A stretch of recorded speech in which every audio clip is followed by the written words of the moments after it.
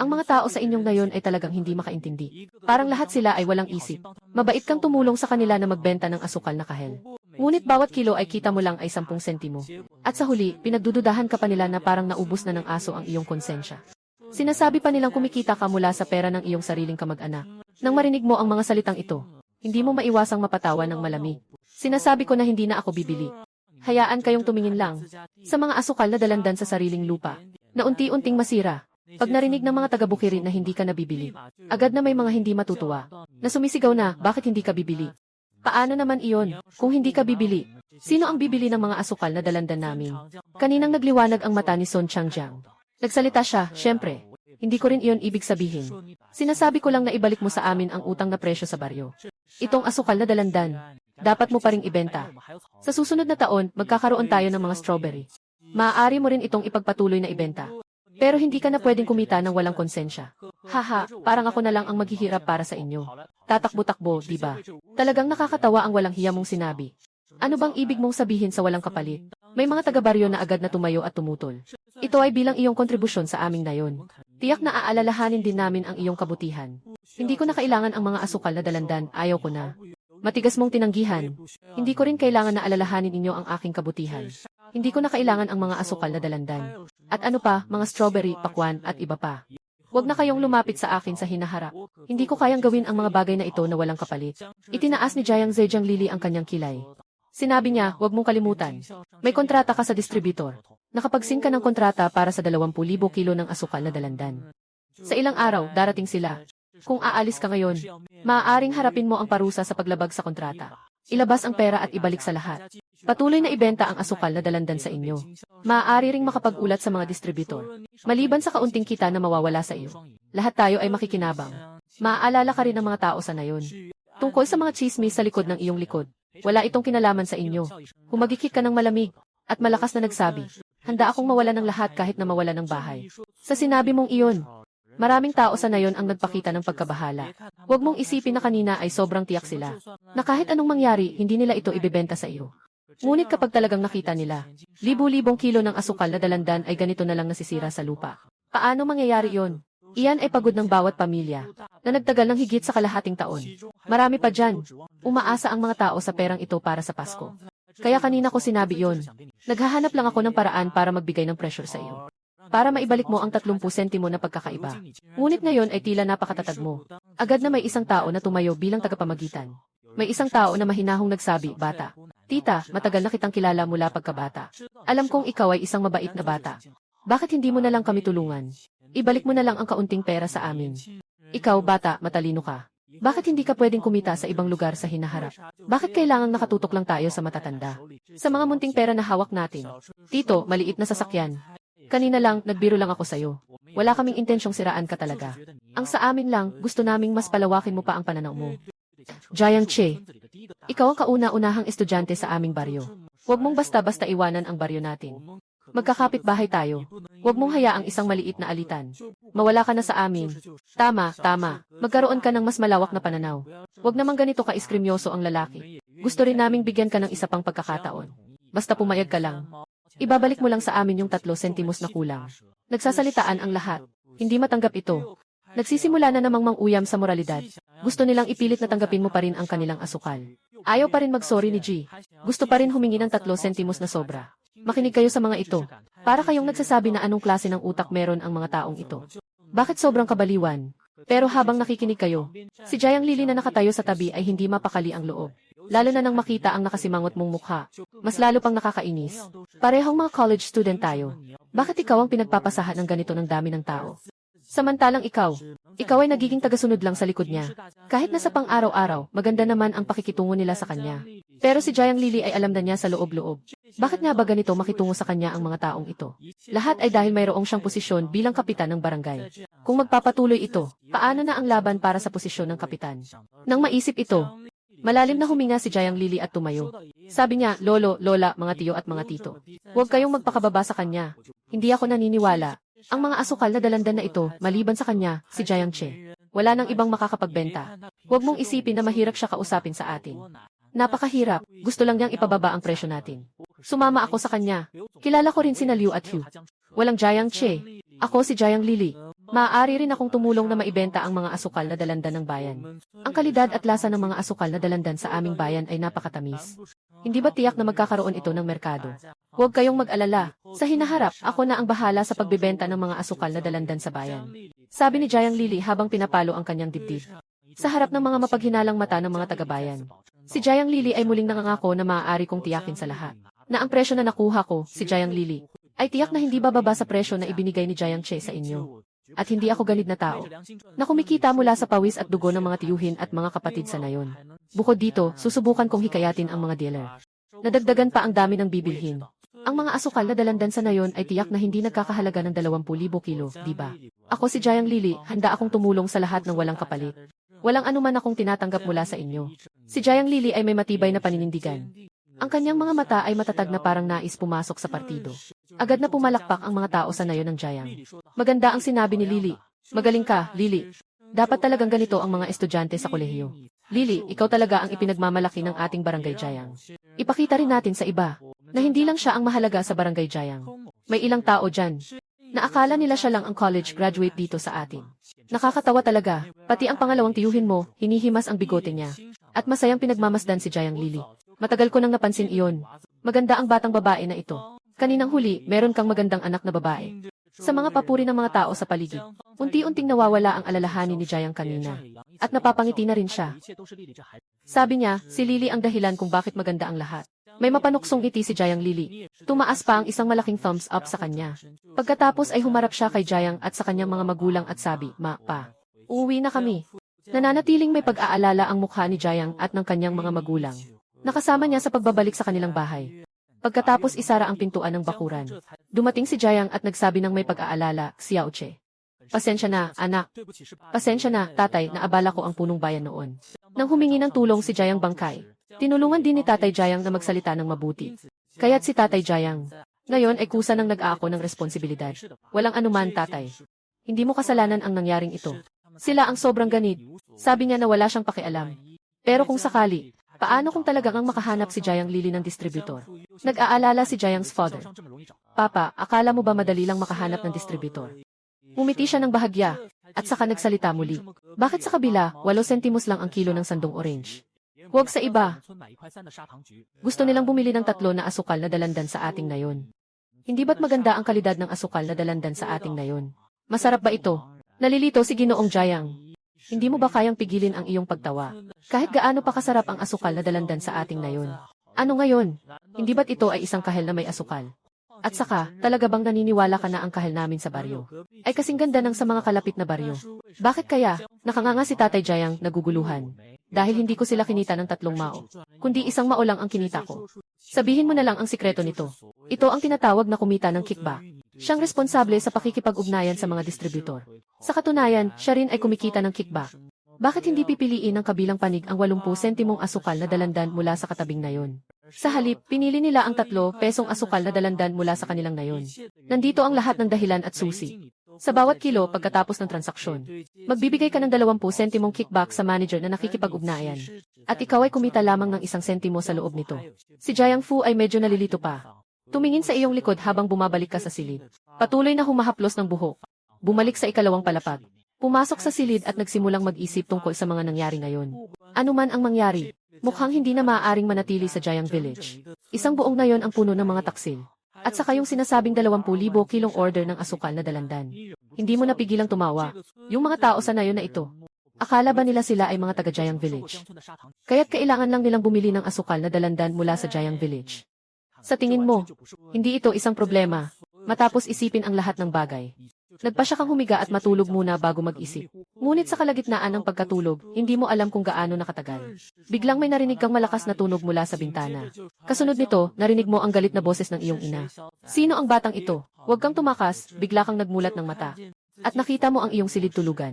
Nabasag ang salamin sa buong sahig. At isang batong kasing laki ng kamao. Narinig ang tunog ng pag-akyat. Pumasok si Tatay Jiang sa silid sa oras na iyon. Xiao Che, hindi ka ba nasugatan ng salamin? Tatay, sino ang gumawa nito? Tanong mo ng malamig ang mukha. Isang maliit na bata. Sobrang bilis tumakbo. Hindi na naabutan ng nanay mo kahit narinig ang ingay. Siguradong tao sa baryo ang may gawa nito. Walang duda dyan. Nagmumukhang malungkot si Ginoong Jiang. Nagmamalala siya. Xiao Che, baka gusto mong lumabas at umiwas sa gulo. Pagkatapos ng mga pangyayaring ito, saka na lang natin pag-usapan. Bukod dito, pupunta rin sa lungsod para makipag-ugnayan sa mga distributor. Tingnan kung maaari bang maalis ang kontrata. Alisin ang kontrata. Nagtaka ka saglit. Tinanong mo si Dad, bakit natin kailangang alisin ang kontrata? Hindi mo ba aalisin ang kontrata? Saan galing ang pera ng bahay namin para magbayad sa kanila? Narinig ko na hindi maliit ang penalty sa paglabag sa kontrata. Laging ilang beses pa nga. Sabi ni Father Jiang nang walang magawa, bakit tayo magbabayad ng penalty? Ngumingiti ka habang nagsusuot ng damit. Tumingin sa orasan sa pader. Malamang mga 4:00 na ng hapon na ngayon. Hindi ko akalain na ako'y gising na gising. Akala ko'y sandali lang. Pero ilang oras na pala ang lumipas. Tay, wala bang mga asukal na dalandan? Sa ibang mga baryo maliban sa Jiangja Village. Alam ko kasi, nasa tabi, sa Shanjiang Village, may mga asukal na dalandan din. Na mukhang hindi naman pangit. Nakangiti si Jiang Fu sa Sungkang Village. Gusto mong pumunta sa ibang baryo para mamili ng kahel na asukal. Ayaw magbenta ng mga tao sa Jiangja Village. Hindi ba't ayaw din magbenta ng mga tao sa Sungkang Village? Nakangisi ka. Kahit kailan lang. Nakilala ko pa ang punong barangay ng Sungkang Village sa bayan. Inimbitahan pa niya akong pumunta sa bahay niya. Kaya lang, ikaw ang bumili ng mga asukal na kahel sa Shanjiang Village. Ang mga tao sa aming na yon. Sinabi ni Ginoong Jiang na may kunot ang noo. Bumibili ako at sila ang nagbebenta. Anong kinalaman nila sa pagbebenta nila? Diretso nilang sinabi iyon. Kahit na mabulok na lang sa lupa, hindi nila ibebenta sa akin, hindi ba? Saka, may mga tumutulong naman sa kanilang magbenta, di ba? Sinabi pa ng ikalawang lolo, na matagal na niyang naramdaman na may tagumpay si Jiang Lili. Hindi niya napigilan ang pagtawa. Noong panahon na iyon, hindi niya ginamit ang ganitong mga salita. At sinabi pa niyang may potential siya, na talagang may kakayahang gumawa ng malalaking bagay. At ano ang nangyari? Ngayon, bigla na lang niyang ibinibigay ang parehong salita sa iba. Ang mga tao sa nayon na ito ay mababaw ang pag-iisip. Ngunit marunong silang makisabay sa agos. Basta't si Xiao Che, kapag lumaki ka, mayroon ka ng sariling opinyon. Kaya't ikaw na ang bahala. Sabi ni Jiang na walang magawa. Sinasabi na sa lupa ay maihawak na pala. Pero siya ay talagang magaling. Ngunit ang mga ito ay may mga baluktot na ideya. Talagang kulang ang Tatay Jiang. Pinakasimpleng. Halimbawa, nag-usap siya at ang kanyang asawa sa bahay ng isang hapon. Hindi pa rin nila naisip. Bakit sinasabi ng anak na kumita lang siya ng 10 sentimos? Sige, lalabas ako mamaya para maglakad-lakad. Tingnan natin ang sitwasyon ng mga kahel sa bayan ng Shanjiang. Kung wala kang ibang gagawin, mas maganda sigurong pumunta ka sa aming malaking greenhouse. Natakot ako na baka sirain ng mga tao sa baryo. Nilingon niya at nagsalita ng nakasimangot. Sa isang pangyayari, tumingin si Jiang Bangkai, ang leader ng baryo, sa kanyang matanda ng anak. Kailangan mong gamitin ang lakas ng iyong munting anak. Talaga namang may paraan ka para maibenta ang mga asukal na kahel ng ating baryo. Siyempre, itinaas ni Jiang Lili ang kanyang ulo ng may kayabangan. Bakit si Jiang Che ay kaya? Ako hindi, ako rin ay estudyanteng kolehiyo. Nagtapos ako ng kolehiyo. Mas mahal ang tuition ko kaysa sa kanya. Mas marami rin akong natutunan kaysa sa kanya. Ano ang maibabalik niya? Kumita mula sa mga gulay sa greenhouse. Iyon ay dahil swerte siya. Kung ako iyon, tiyak na mas maganda pa ang magiging resulta ko. Lili, tiyak na mas matalino ka kaysa sa kanya. Si Jiang Bang ay nakangiti. Yung batang na si Jiang Che, malayo pa sayo ni Lili. Umiti lang si Jiang Lili ng may pagmamaliit. Dad, naisip ko na lahat. Pagkatapos ng huling pagtitipon, kapag naitala na nila ang dami ng kanilang mga kahel, ako na ang kukontak kay Liu at sa iba pa. Pagkatapos, pagsasamahin namin ang mga kahel na ito at ibebenta sa kanila. Tungkol sa presyo, isa pa rin itong 3. Hindi ako kumikita sa kanila kahit 1 sentimo. Kapag nagretiro ka na sa susunod na taon, tiyak na aalalahanin nila ang kabutihan ko. Bibigyan nila ako ng boto. Saka ako magiging barangay captain. Maganda ang plano ni Jiang Lili. Itong pagkakataong ito ay tinanggal ang general. Karamihan ay para sa halalan ng punong baryo sa susunod na taon. Maghanda ng mabuti. Kung siya ang magiging punong baryo, ang buong baryo ay hindi ba siya ang magdidikta? May mga plano siya. Masaya si Zhang Bangkai. Sa tingin niya, talagang lumaki na si Jiang Lili. May sariling ideya. At kayang ipatupad ito ng maayos. Mabilis na nagkaroon ng pagpupulong sa Jiangja Village. Si Jing Jise na sekretaryo ay naglista ng timbang ng bawat pamilya ng Mandarin Orange. Tiyak na lagpas pa sa 20,000 Jing. Batay sa ulat ng bawat pamilya na pinagsama-sama. Umabot pa nga ng mahigit 30,000 Jing. Haha, talagang matalim ang isipan ni Jiang Chea. Tumingin sa listahan sa kamay. Si Jiang Lili ay nagnisi ng malamig. Anong nangyari, Tiyo Hai? Tingnan mo na lang, sa aming na yon, mayroon talagang 30,000 kilo ng asukal na dalandan. Ngunit si Jiang Che ay ayaw lamang magbenta ng 20,000 kilo. Bakit kaya? Bakit nga ba? Naguguluhan si Jiang Hai, sinabi mo na 20,000 Jin lang ang ibebenta niya. Ano ang mangyayari sa natitirang 1,000,000 Jin? Kaya ba natin itong ubusin? Nakangiti si Jiang Lili, hindi ba't sinabi ni Jiang Che na pipiliin niya? Siyempre, hindi mabibili ang mga hindi magandang kalidad. Hindi rin ito mabibenta. Naguguluhan si Jiang Hai, hehe. Paano naman hindi ito mabibenta? Jiang Lili, umiling si Uncle Hai. Hindi mo ito maiintindihan, di ba? Dahil kung hindi natin kayang ubusin ang 1,000 kilo ng asukal na kahel, tiyak na kailangan nating ipagpatuloy ang pagbebenta. Huwag mong isipin na ang mga distributor ay bumibili ng asukal na kahel para lang ipasa ito at ibenta sa ibang lugar, ha? Si Zhang Hai ay mukhang nalilito. Ano pa ang magagawa nila? May mga pabrika pa ang mga distributor. Maaari nilang gamitin ang mga asukal na dalandan na ito para sa inumin. Gawing delata. Sinasabi na ang balat ng asukal na dalandan ay maaari ring gawing tradisyonal na gamot. Ang ating asukal na dalandan ay talagang kayamanan. Yung masamang budhi ni Jiang Che. Ang dahilan kung bakit 20,000 kilo lang ang tinanggap ay dahil gusto niyang itago ang 1,000 kilo para ipitin ang presyo natin. Tito Hai, isipin mo. Yung huling 1,000 kilo, hindi natin kayang ubusin. O iproseso. Hindi naman pwedeng hayaan lang na masira ito sa lupa. Kailangan nating humingi sa kanya muli para isipin niyang kunin na lang ang natitirang mga asukal na dalandan. Sa mga huling araw na iyon, hindi ba't siya na ang magtatakda ng presyo? Huwag mong sabihin na 1 piraso lang. Kahit na 5 sentimos o 4 na sentimos ka pa, kailangan mong ibenta. Sa kanya ito ibebenta muli sa mga distributor. Ang mga distributor naman ang mag-iimbak nito sa pabrika para gawing dilata na inumin. Sabi mo, gawing inumin na lahat. Dagdagan pa ng iba't ibang kulay. Sino ang makakakita na ito ay kahel na may asukal? Si Jiang Che ay kumita ng ilang libo muli. Dapat tayong magpasalamat sa kanya isa-isa. Sabi ni Jiang Lili na may tiwala. Ngunit si Jiang Hai sa kabila ay tuluyang naguluhan. Ngunit ganito, kahit isang kaunting asukal na dalandan. Nakakabilib na nagagawa ng mga estudyanteng ito. Sobrang walang puso si Jiang Che. Walang hiya, pati mga tao sa nayon ay ganito ang pag-iisip. Galit si Jiang Hai. Ninakaw ang kanyang kamao ng mahigpit. Kung sakaling nasa harap mo siya, takot si Jiang Hai na hindi mag-aatubiling sumugod at saktan ka. Tito Hai, huwag kang magalit. Hindi ba't naiwaksi na natin ang kanyang plano? Ngayon, ipasa mo na sa akin ang mga satsumang ito. Darating ako para maghanap ng solusyon para sa lahat. Tinitiyak kong maibebenta ang lahat ng 30,000 kilo para makapagpahinga ang lahat ng mapayapa at masayang makapagdaos ng masaganang taon. Ang saya ni Jiang Hai na nagsabi, Lili, ang galing mo talaga. Hindi ka talaga nagkamali si Uncle Hai. Nasa iyo na ang kinabukasan ng buong nayon natin. Yang batang si Jiang Che, Kitay Tiese. Walang puso talaga. Akala ko dati, siya ang magiging bagong punong bayan natin na magdadala sa bayan sa kasaganaan. Nang marinig ito, biglang tumawa si Jiang Lili. Tama na, Tio Hai, hindi pa huli ang lahat para sa iyo. Ako rin ay estudyante sa kolehiyo. Hindi naman ako kulang kay Jiang Che. Sinabi rin ng mga dakilang tao. Kaya bang suportahan ng mga babae ang kalahating mundo? Tama ang sinabi ng mga dakilang tao. Tumawa si Jiang Hai. Kaya ng mga babae ang suportahan ang kalahating mundo. Patuloy na tumango si Jiang Hai. Sa parehong panahon, matalino rin siyang nagsabi kay Lili. Bukas magkandidatura ka na bilang punong barangay. Sumali ka na rin. Si Uncle Hai tutulungan kanyang hikayatin ang lahat na bumoto. Biglang lumiwanag ang mata ni Jiang Lili. Salamat, Uncle Hai. Hindi ba't sinabi na ng malaking tao na iniisip mo kami sa puso mo? Itataas ka namin ng mataas. Nagtatawa si Jiang Hai. Umubo si Jiang Bang. Pinutol ang pagyayabang ni Jiang Hai. Jiang Hai, masyado pang maaga para sabihin ang mga iyan. Hintayin mo munang maayos ni Lili ang mga bagay sa nayon. Sige, kapitan ng nayon.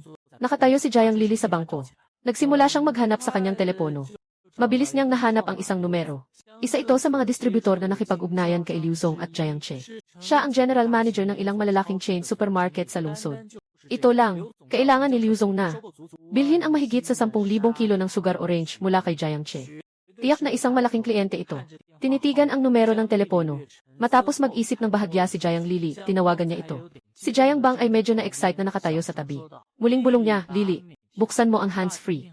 Papa, pakinggan mo at baka makapagbigay pa siya ng payo. Sa palagay ni Jiang Lili, makatuwiran ito. Kaya binuksan niya ang hands-free. Mabilis na nasagot ang tawag. Naririnig mula sa kabilang linya ang malakas na boses ng isang middle-aged na lalaki. Hello, si Liu Tao ito. Magandang araw, Ginoo Liu. Ako si Jiang Lili. Hindi ka ba nakakaalala? Sino si Jiang Lili? Kung hindi ka nakakaalala, diretso ng sinabi ni Liu Tao. Biglang nanlambot ang masayang mukha ni Jiang Lili. Medyo nakaramdam ng hiya. Sige na, Liu. May problema ba? Kung wala na, aalis na ako. Muling nagsalita si Liu Tao sa kabilang linya. Pagkatapos nitong sabihin, biglang winasak nito ang lahat ng ritmo ni Jiang Lili. Gusto sana niyang makipag-usap kay Ginoong Liu upang maging mas pamilyar sila bago pag-usapan ang pakikipagtulungan. Dahil ganito ang ginawa ni Jiang Che sa mesa ng alak. Ngunit hindi niya inasahan na agad na isasara ni Ginoong Liu ang telepono. Ginoong Liu, sandali lang po. May kailangan po akong sabihin sa inyo. Ako po si Jiang Li mula sa Jiangja Village. Nakita na tayo dati. Noong 3 araw na ang nakalipas. Sa isang hotel. Alam mo pa rin ba ako? Agad na sabi ni Jiang Lili. Nagpahinga sandali ang tao sa kabilang linya. At saka na lang naisip. Ikaw pala. Ako si Jiang Lili, mabilis akong tumango. Girlfriend ni Xiao Jiang, tama ba? So, Jiang Lili ang pangalan mo. Sige, tandaan ko. Muling naging matigas ang ekspresyon ni Jiang Lili. Mayroon bang problema? Bakit hindi ako tinawagan ni Xiao Jiang? Tinanong ni Liu Zong sa telepono na ikaw ang tumawag. Hindi alam ni Jiang Lili kung ano ang sasabihin. Ginoong Liu, ganito ang sitwasyon. Maingat na pinili ni Jiang Lili ang kanyang mga salita. Nagpa siya ang aming nayon pagkatapos ng pag-uusap. Dahil abala rin si Jiang Che sa kanyang mga gulay sa greenhouse. Kaya't ako muna ang makikipag-ugnayan sa inyo. Ngunit huwag mag-alala, Ginoong Liu. Tinitiyak ng aming nayon ang kalidad ng mga asukal na dalandan. Hindi ka magkakaroon ng anumang pagkawala. Tungkol sa presyo, mananatili pa rin ito ayon sa napagkasunduan dati. Kailan mo balak magpadala ng sasakyan? Sa huli, bumilis ang pagsasalita ni Jiang Lili. At nagkaroon siya ng tiwala sa sarili. Anong sinabi mo? Nagbago ang tono ni Ginoong Liu. Si Xiao Jiang ang nagpapanggap. Sabi ni Jiang Lili, pwede na rin. Pero si Ginoong Liu sa kabilang panig, matagal nang nakikisalamuha sa merkado. Paano siya hindi makakaalam ng mga liko-liko dito? Agad siyang tumawa ng malamig at sabi, pasensya na. Ako ay nakikipagtulungan lang kay Xiao Jiang. At pagkatapos ay biglang pinutol ang tawag. Si Jiang Lili ay naguguluhan. Si Jiang Bangkay sa kabila ay ganun din nagulat. Anong ibig sabihin nito? Makikipagtulungan lang kay Jiang Che. May sira ba itong si Liu Tao? Hawak ni Jiang Lili ang telepono, galit na galit. Kakaiba, ilang araw lang ang nakalipas, akala ko mabait siya. Akala ko ba't siya pa ang walang utang na loob? Bakit ganito si Lili? Si Jiang Bangkay ay nagtaas ng kamay sa ulo at nagtatanong. Paano mo nalaman? Sinasaway ni Jiang Lili ng 2 beses. Biglang nagbaling ang mata. Nagpatuloy na magsalita. Siguro si Jiang Che ay nagmamadali at nagtangkang sumugod. Tinawagan niya si General Liu ng maaga. Nakapag-usap na sila, gusto lang niyang sadyang guluhin tayo. Para magbenta lang tayo ng satsuma sa pamamagitan niya. Ganito talaga ang nangyari. Nanginginig si Jiang Lili sa galit. Talagang nakakainis si Jiang Che. Tumawag pa siya sa amin para magpasama. At sinabing siya ang girlfriend niya. Hey, walang hiya. Lili, anong gagawin natin? Sabi ni Jiang Bang na medyo nag-aalala. Ngayon, mukhang si Jiang Che lang ang kinikilala ng malaking boss. Tingnan mo, nagmamadali ka na naman. Sinasabi mo, matagal ka ng punong baryo. Bakit hindi mo maalis ang ugaling nagmamadali sa tuwing may problema? Ang dami ng mga distributor. Hindi naman si Liu Tao. Natatakot na hindi gagawin ni Liu Tao. Mayroon pang si Wang Tao at Sang Tao. Ang kalidad ng mga asukal na dalandan sa aming nayon ng Jiang ay napakaganda. Hindi ba't hindi tayo mag-aalala na hindi ito mabebenta? Tumawag na lang sa iba pang mga boss. Hindi ko kayang maniwala na hindi nila kukunin kapag nandyan na ang pera. Hindi ba't hindi sila tatanggi? Umisi ng mapanlin lang si Jiang Lili at ipinagpatuloy ang pagtawag sa 2 beses. Pero agad ding, nabitawan din ang 3 tawag. Nabigla si Jiang Lili. Galit na galit. Nagsasalita ng magaspang. Diretsong binato ang telepono. Yung mga taong ito, isa-isa na lang. May sakit ba silang lahat? Si Jiang Che ba ang kanilang ama o ninuno? Bakit siya lang ang kilala? Hindi talaga maintindihan ni Jiang Lili. Bakit pareho namang asukal na dalandan ito? Sa isang baryo lang ito kinukuha. Dahil siya ang nag-ugnay. At hindi si Jiang Che. Ayaw na nilang kilalanin iyon. Baka aalis na ang tao. May sakit ba silang lahat? Sa kabilang dako, umalis ka sa bahay. Una, naglakad-lakad ka sa nayon. Talagang nang makita siya ng mga tao sa nayon. Lahat sila ay nagangalit. Parang ikaw ang kaaway ng kanilang ama. Nakatayo sa malayo, nag-aakusa. Na may pagdududa at pangungutya. Talagang isang grupo sila ng mga asong ulol na hindi mapagkakatiwalaan. Matapos maglibot, diretso ka nang umalis sa nayon. May distansya pa sa pagitan ng Jiangja Village at Shanjiang Village. May layo pa talaga ito. Nagtataas ng kamay sa kalsada upang huminto ng isang motorsiklo. Hindi ko akalain na umalis na siya ng direkta. Bago umalis, nilaglagan pa niya si Jiang Che ng laway. Buti na lang at mabilis kang nakaiwas. Kung hindi, siguradong tatamaan ka. Tahimik mong naitala ang plaka at ang mga tao sa sasakyan. Hehe, maghintay ka lang. Hindi ka naman talaga tao na madaling makalimot. Sa kabaligtaran, medyo may galit ka pa. Diretso ka nang naglalakad papunta sa sungkang na yon. Mga 1 oras ang lalakarin. Nakarating ka na sa sakop ng sungkang na yon. Kung ikukumpara sa Jiangja na yon, mas mahirap talaga ito. Ang pinakakapansin-pansin ay ang daang matubig at magaspang. Kapag umuulan, baka hindi ka na makalakad pa. Bagamat hindi ito semento. Pero ang daan ay kahit papaano'y batuhin. Madali itong lakaran, lalo na kapag umuulan. Hindi ka mababasa ng putik. At sa susunod, sa Suijiang Village din. Ang mga asukal na kahel ay nasa buong bundok. Bawat isa ay maliwanag at maganda. Nakasabit sa sanga. Pinapabigat ang mga sanga. Ngunit kung sakaling hindi mabenta ang mga dalandan, Sa loob ng kalahating buwan, magsisimula ng mahulog ang mga dalandan.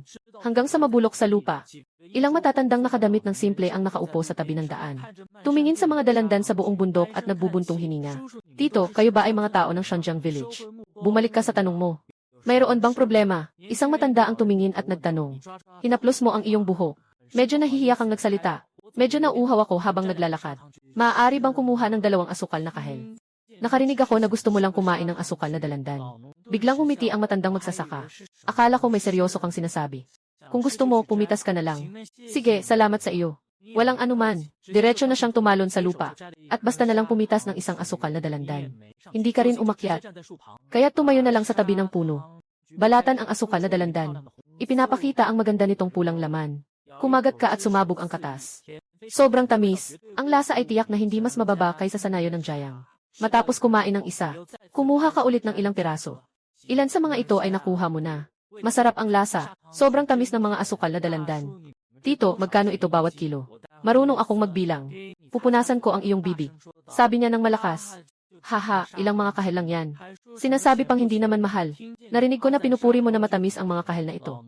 Masaya rin ang mga magsasaka. Pero agad nilang tinitingnan ang buong bundok ng mga kahel. Hindi mapigilan ang kanilang pag-ungol.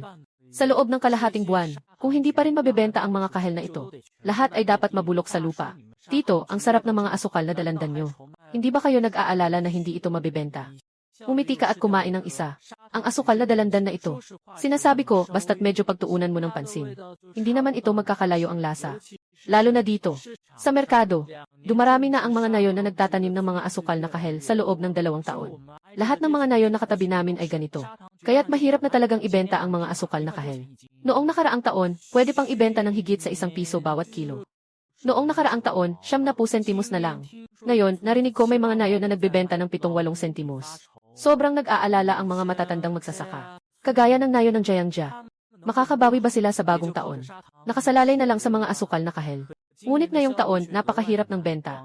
Noong mga nakaraang taon, kahit na pinapababa ng mga wholesaler ang presyo. Kaya namimili pa rin sila. Ngunit ngayon, talagang hindi na mabenta. Diretsong sinagip ng ibang tao ang mga wholesaler. Sabi ko, maganda ang taon sa Jayangja Village sa kabila. May mga wholesaler na willing bumili ng 1 yuan kada kilo. Bibili sila ng 20,000 gin ng sandong orange. Ngayong taon, nakakalat sa buong bayan. May isang matandang magsasaka sa tabi na hindi mapigilan ang paghanga at nagsalita.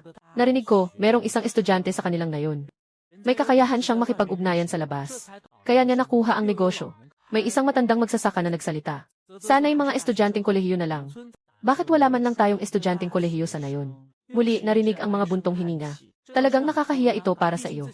Sapagkat nandyan ka mismo sa harapan. Hindi mo naman pwedeng sabihin na ako ang tinutukoy nilang estudyanteng kolehiyo. Nagaling sa bukirin. Bumalik sa daan. Pahiran ulit ang lupa sa kamay. Dito na nagsalita si Jayang Che. Oh, Tito. Nasaan ang inyong barangay hall? Barangay hall, mga kabataan. Bakit mo kami hinahanap sa barangay hall? Gusto kong makipag-usap sa inyong kapitan. Kamutin mo ang buhok mo. Nang sabihin na isang matandang magsasaka, tumayo siya. At itinuro ang isang maliit na daan malapit lang. Sunod ka lang sa daang ito, diretso lang. Tapos lumiko ka sa kanan. Tapos kaliwa naman. At magtutungo ka na sa dulo. Sabi ng matandang magsasaka. Kaliwa at kanan ang pagliko, kaya ang ulo mo ay puno ng linya. Hindi mo alam kung paano magpapalinga. Sa kabutihang palad, may naririnig na tunog sa dulo ng daan. Lin Zisheng, anong sinasabi mo? Kaliwa at kanan ang pagliko, nalilito na ako. Ang matandang magsasaka na tinatawag na Lin Zisheng ay nagulat. At saka nagtulak ng isang bagay. Ikaw, batang tao. Huwag ka nang maghanap. Dumating na ang aming barangay captain. Barangay captain, pamilyar din sa iyo ang boses. Talaga, mabilis naming nakita ang dulo ng daan. May lumalapit na matandang magsasaka na may dalang pala. Ang matanda ay medyo matangkad. Nakasuot ng makapal na jacket. Nakaharap ang piko. Mukhang kakarating lang mula sa bukirin. Di ba si Lin Bangkuan, ang punong barangay ng Shanjiang? Punong barangay Lin, tumingala ka at sumigaw. Nagulat si punong barangay Lin nang makita ka. Tapos ngumiti siya. Bakit si Xiao Jayang ngayon? Dito sa aming baryo, anong ginagawa? Habang nagsasalita, hawak pa rin ang piko. Binilisan ang lakad. Mabilis siyang nakarating sa harap mo. Saan ka ng Jayang-Jayang sa nayon? At ang dalawang matandang magsasaka sa tabi ng daan. Nang marinig nilang Jayang ang apelyido, lahat ay nagpakita ng pagkabigla, na siya ay mula sa Jayang na nayon. Bumalik lang ba para makipag-usap kay Ginoong Lin? Umiti ka rin. Anong nangyari? Kakatapos lang lapitan ni Ginoong Lin. May naisip na naman. Bigla siyang tumingin sa dalawang matandang magsasaka na nakaupo sa tabi ng daan at nagalit. Anong ginagawa ninyong mga matandang ito dito? Nagtaka ang mga matandang magsasaka. Nagtataka lang ako. Ikaw ang punong bayan. Ikaw ang astig. Pero hindi naman pwedeng basta na lang magmura. Xiao Jiang. Wala bang sinabi ang mga matatandang ito na hindi ka aya-aya? Tumingin si punong bayan Lin sa iyo at nagtanong. Tumawa ka ng malakas. Hindi maraming matandang lalaki, pero lahat sila ay mababait. Inanyayahan pa akong kumain ng asukal na dalandan. Ginoong Lin, talagang masarap ang asukal na dalandan sa inyong nayon. Masarap, natutuwa akong marinig ang iyong papuri. Biglang lumiwanag ang mga medyo malabong mata ni Ginoong Lin. Masarap ba, haha? Basta't sabi ni Xiao Jiang, masarap na iyon. Ano ang pag-uusapan natin? Sama mo ako. Sa barangay hall. Sabi ni punong barangay Lin ay kukunin ka niya. Napaka-emosyonal niya habang hawak ka. Yung eksenang ito ay mas lalong ikinagulat ng ilang matatandang magsasaka sa tabi. May isa na hindi mapigilang humawak kay punong barangay Lin. Tahimik na nagtatanong sa barangay captain. Saan galing ang batang ito? Bakit ang saya-saya? Tumingin si Kapitan Lin sa kanila. At nagalit na sinabi, araw-araw niyo bang sinasabi ang Shanjiang Village? Bakit wala namang Jiangja Village? Yung mga estudyanteng may kakayahan. Ngayon, nandito na sila sa harap niyo. Hindi niyo pa rin nakikilala. Ilang matatandang magsasaka na iisa ang henerasyon. At sabay-sabay silang tumingin sa ilang mga tiyuhin. Dumating ako ngayon upang makipag-usap kay Kapitan Lin tungkol sa pagbili ng asukal na dalandan sa Shanjiang Village. Muling nagulat ang ilang matatandang magsasaka. Agad silang napuno ng ngiti sa kanilang mga mukha. Ano ang pinaka-nakakaalarma sa kanila nitong mga panahong ito? Yung buong bundok na puno ng mga daang libong libra ng kahel na asukal, paano nila ito aayusin? Kung hindi nila maibebenta, hindi lang masasayang ang kanilang halos kalahating taon na pagsisikap, kundi pati bawat pamilya ay maaaring mawalan pa ng pera. At hindi nila mapapasaya ang kanilang bagong taon. Ngayon, bigla ka na lang dumating. Sinasabi pa na gusto nilang bilhin ang kanilang mandaragit na kahel sa nayon. Paano sila hindi matutuwa? Sige, ang batang ito ay may kinabukasan. Haha, pwede nating pag-usapan. Sige, pumunta kayo sa barangay hall, kasama ang leader ng nayon at mag-usap ng mahinahon. Haha, tama. Batang lalaki, hindi ka ba gustong kumain ng hapunan sa bahay namin ngayong gabi? Tanggap ng mga matatandang magsasaka ang imbitasyon. Sobrang mabait sa iyo. Tara na, Xiao Jiang. Tinitingnan ka ni Punong Lin. Sabi niya ng seryoso. Tingnan mo ang komite ng nayon mula nang pumasok sa opisina. Ay abala si Punong Lin sa pag-aasikaso. Sabi niya nang walang magawa, Punong Lin, mag-usap lang tayo ng basta-basta. Hindi na kailangang maging ganito ka-formal. Hindi formal. Agad na umiling si Ginoong Lin. Ito ay simpleng paraan ng pagtanggap ng bisita. Lalo na't ikaw, Xiao Jiang, ay unang beses na nandito. Haha, tiyak na kailangan uminom ng tubig. Kailangan mo na lang magpakita ng ngiti na walang magawa ngunit magalang. Hanggang sa inihain ni Ginoong Lin ang nakahandang tsaa sa harap mo. Saka mo lang sinabi na ganito nga. Ginoong Lin, balak kong bumili ng 20,000 kilo ng asukal na dalandan sa inyong nayon. Alam mo ba kung may ganito sa Shanjiang Village? Mayroon bang ganito karami? Tiyak na mayroon. Talagang mayroon. Si Ginoong Lin ay labis na nasasabik at pinapalo ang kanyang hita. Ang dami ng asukal na dalandan sa nayon. Bagamat hindi siya ang nag-udyok na magtanim. Kapag ang buong nayon ay naapektuhan ng pagkalugi at kita, hindi siya makakaiwas sa pananagutan. Ang problema sa pagbebenta ng mga asukal na dalandan ay isa ring pasanin para sa kanya. Kung hindi siya. Mag-uusap tungkol dito nang makita si Jiang Che sa kalye. Noong mga nakaraang araw, hindi niya rin inasahan na talagang dumating ka. Huwag mong sabihing 20,000 kilo. Kahit na 30,000 kilo. Meron din kami sa nayon. Sabi ng punong barangay Lin na puno ng saya. Higit pa sa 20,000 kilo. Umiling ka. May isa pang bagay na kailangan kong ipaalam kay Ginoong Lin. Ang presyo ng pagbili ng asukal na kahel, hindi maaaring katulad ng sanyang baryo. Ito rin ay isang bahagi. Ilan iyon? 8 sentimo, sabihin mo na lang. Nakikinig ako sa sinasabi mo. Mayroong sandaling pagtigas sa mukha ni Ginoong Lin. Pero pagkatapos, ipinagpatuloy mo pa rin ang pagsasalita. Sa totoo lang, hindi ko itinatago kay Kapitan Lin. Kung mag-imbestiga ka lang ng kaunti, malalaman mo na. May nangyari sa akin sa Jiangja Village. Habang nagsasalita, inilahad mo pa ang tungkol sa nangyari sa Jiangja Village. Sa sarili mong salita, tulad ng sinabi niya, totoo nga iyon. Hindi mo talaga maitatago. Kailangan lang ni Ginoong Lin na magtanong ng kaunti para malaman. Kahit na nagbigay ka pa ng pahiwatig, na talagang isang kusing lang ang kinita mo. At si Ginoong Lin ay malinaw na matalino. Agad niyang naintindihan. Bigla, nagbago ang kanyang tingin sa iyo. Talagang hindi alam ng mga tao sa Jiangja Village ang kanilang halaga. Isang yuan na presyo. Ay hindi namin maisip sa mga nayon na ito. Sila ay nagalit kay Xiao Jiang dahil sa 30 sentimo. Talagang walang kaalaman. Xiao Jiang, huwag kang mag-alala. Naiintindihan ko ang tungkol sa mga dealer. Kung hindi naman sila. Iiwan ang asukal na tangerine na 60 o 70 sentimo. Tumakbo para kumuha ng mahigit 1 pirasong asukal na tangerine. Dito sa Shanjiang Village, susundin namin ang sinabi mo. 8 mao. Diretsong pinindot ni Kapitan Lin ang mesa. Nakapagdesisyon na tayo, hindi tayo pwedeng ikaw lang ang nagtatrabaho. Walang kapakinabangan. Tama ba nang marinig mo ang sinabi ni Kapitan Lin? Bigla kang umiti. Nandito ka sa Shonjiang Village, hindi ka nagkamali. Minsan ganito kalaki ang agwat ng pagitan ng tao. Sige na, umiti ka at tumayo ka na. Siya mao kada kilo. Ibibigay ko pa kay Village Head Lin ng isang mao. Kung hindi, mas malaki ang agwat sa Jiangja Village. Village Head Lin, mahihirapan ka ring ipaliwanag. Totoo, muli kang nagalak, Village Head Lin. Huwag maliitin ang 1 sentimo na ito. Bawat pamilya ay mailibu-libong kilo ng asukal na dalandan. Kaya ang 1 sentimo ay nagiging daan-daang piso. Kaya't ako, si Jiang Che, ay nagsasabi ng totoo. Ginoong Lin, hintayin niyo lang ang balita ko. Kapag naayos na ang kasunduan, magsisimula ka ng umuwi. Hindi ka pa nakakalayo. Naririnig ko ang ingay ng motorsiklo sa likod. Pagtingin mo sa likod, makikita mong si punong barangay Lin ay nakasakay sa motorsiklo. Sumunod siya mula sa likod. Si Xiao Jiang ay naglalakad pa uwi mula dito. Tinatayang abuti ng higit kalahating oras. Mas mabuti pang ihatid kita. Xiao Jiang. Sabi ni punong barangay Lin na itigil ang motorsiklo sa harap mo. Salamat, ginoong punong barangay. Walang anuman. Talagang medyo malayo ang distansya sa pagitan ng dalawa. Ngunit sa sandaling iyon, bigla na lang tumunog ang iyong telepono. Tumingin ka kay ginoong punong barangay. Nagsorry ka. Ginoong punong barangay, tatanggap lang ako ng tawag. Tumingin ka sa tawag sa telepono. Ito ay tawag mula sa Jiangfu. Tay, babalik na ako agad. Akala mo ba ang Jiangfu ay tumatawag? Para tanungin kung kailan ka babalik. Ngunit hindi mo alam na ang Jiangfu ay nag-aalala. Xiao Chun, bumalik ka na agad. Dito sa aming greenhouse. May nangyari sa dako ng greenhouse. Bigla kang nabalisa. Tama nga, may nangyari. Bumalik ka na muna. Mabigat ang boses ni Jiang. Sige, pagkatapos mong isara ang telepono. Tumingin ka kay punong barangay Lin at sinabi, pwede mo ba akong dalhin sa bundok? Tinanong ni punong barangay Lin kung may nangyari sa dako ng greenhouse. Nagtataka si punong barangay Lin. Maraming tao sa mga kalapit na barangay ang nakakaalam na nag-aral ka sa kolehiyo at bumalik ka sa bayan para magtanim ng mga gulay sa greenhouse. Alam ko rin iyon. Pero hindi ko alam. Ngunit tiyak na may nangyaring masama. Mukha kang malungkot. Sa loob-loob ko, may hinala na ako. Kung talagang gawa ito ng mga tao sa Jiangja Village. Kahit ano paman, papatawan niya sila ng parusa. May motor na kasama. 10 minutong biyahe lang. Nakarating na sa bundok. Doon sa bundok, yun ang lugar kung saan ka nagtatanim ng mga gulay sa greenhouse. Pagdating mo sa tamang lugar, makikita mo ang sunod-sunod na mga greenhouse. Nababa ang ulo sa gilid ng Jiangfu. Parang nawala ng pag-asa. Papa, bumaba ka na sa sasakyan. Xiao Che, umuwi ka na. Agad na tumayo si Jiangfu. Leader Lin, salamat sa paghatid kay Xiao Che pabalik. Walang anuman, Lolo Jiang. Malaking tulong ang nagawa ng anak mo sa aming suyon na nayon. Tandang ang kamay ni Barangay Kapitan Lin. Anak, anong nangyari? Lumapit ka at tanungin niya. Tama, anak. Mabilis kang pumunta, sabi ni Jiangfu na nag-aalala.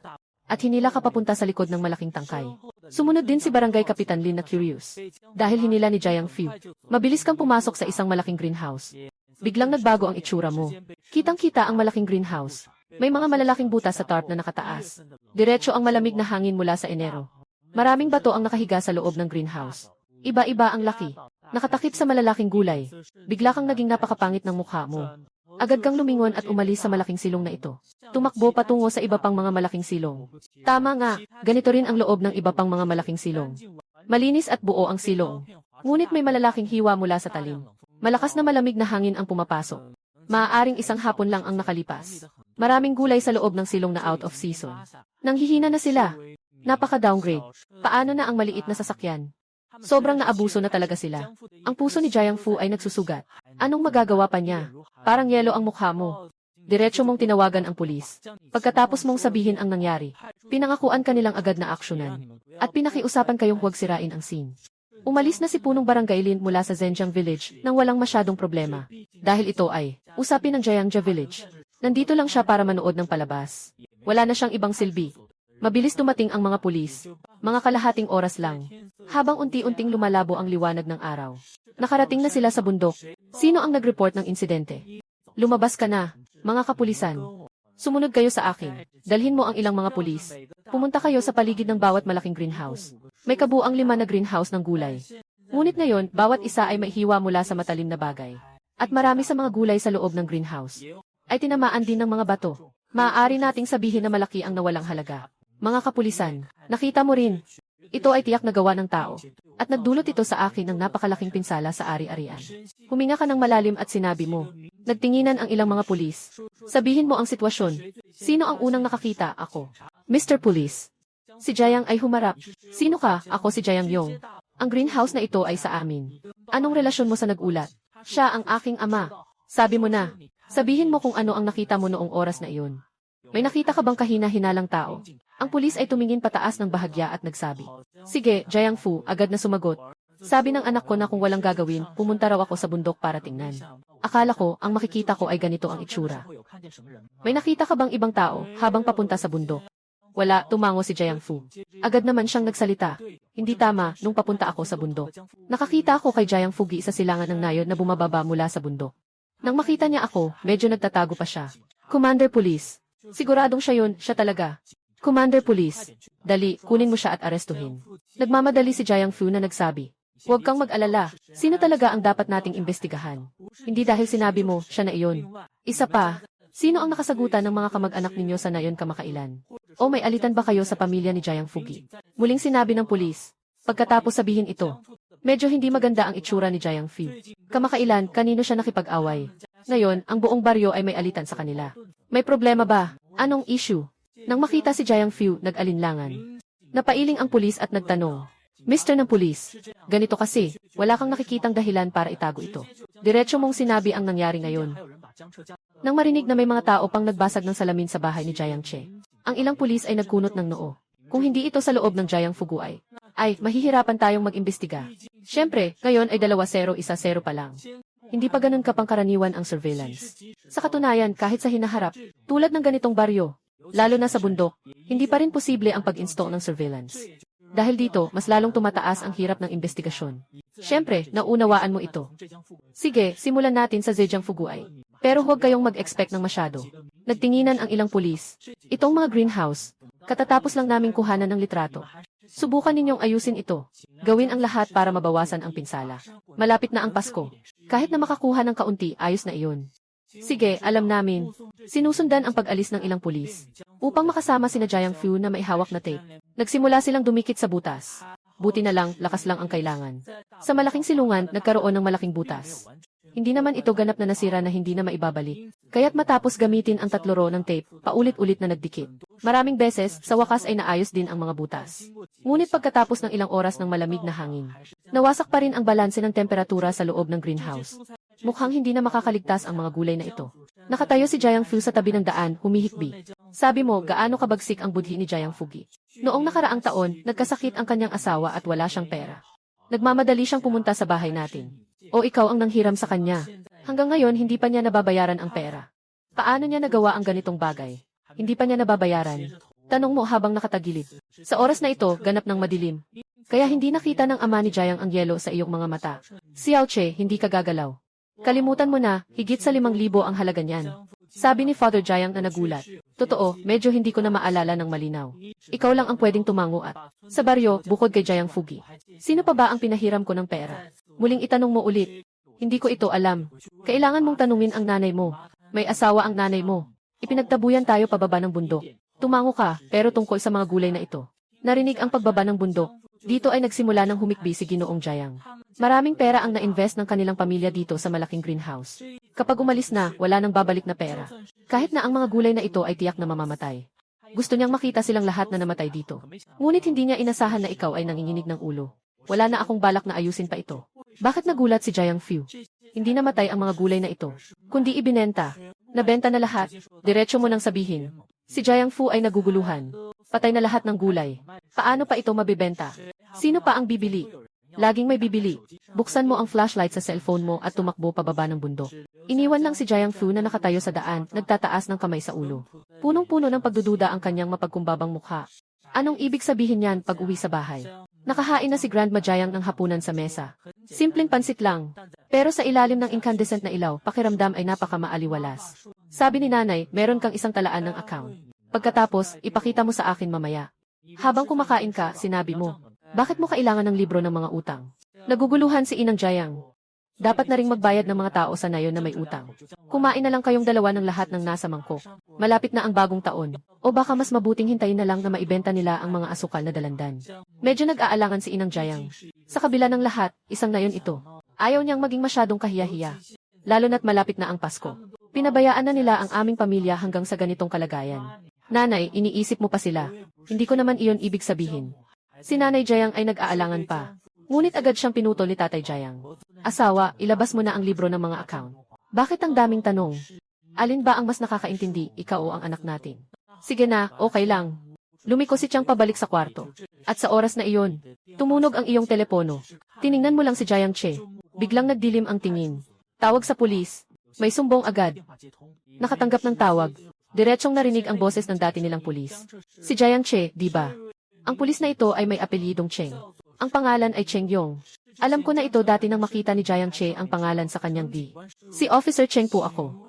Tatanungin ko, may nahanap na ba kayong ebidensya? Mabilis mong sinabi. Wala pa pong ebidensya. Ngumiti si Officer Cheng sa telepono. Walang ebidensya. Nakangisi ka na, handa nang magtanong. Narinig muli si Official Cheng na patuloy na nagsasalita. Nahuli na namin ang tao.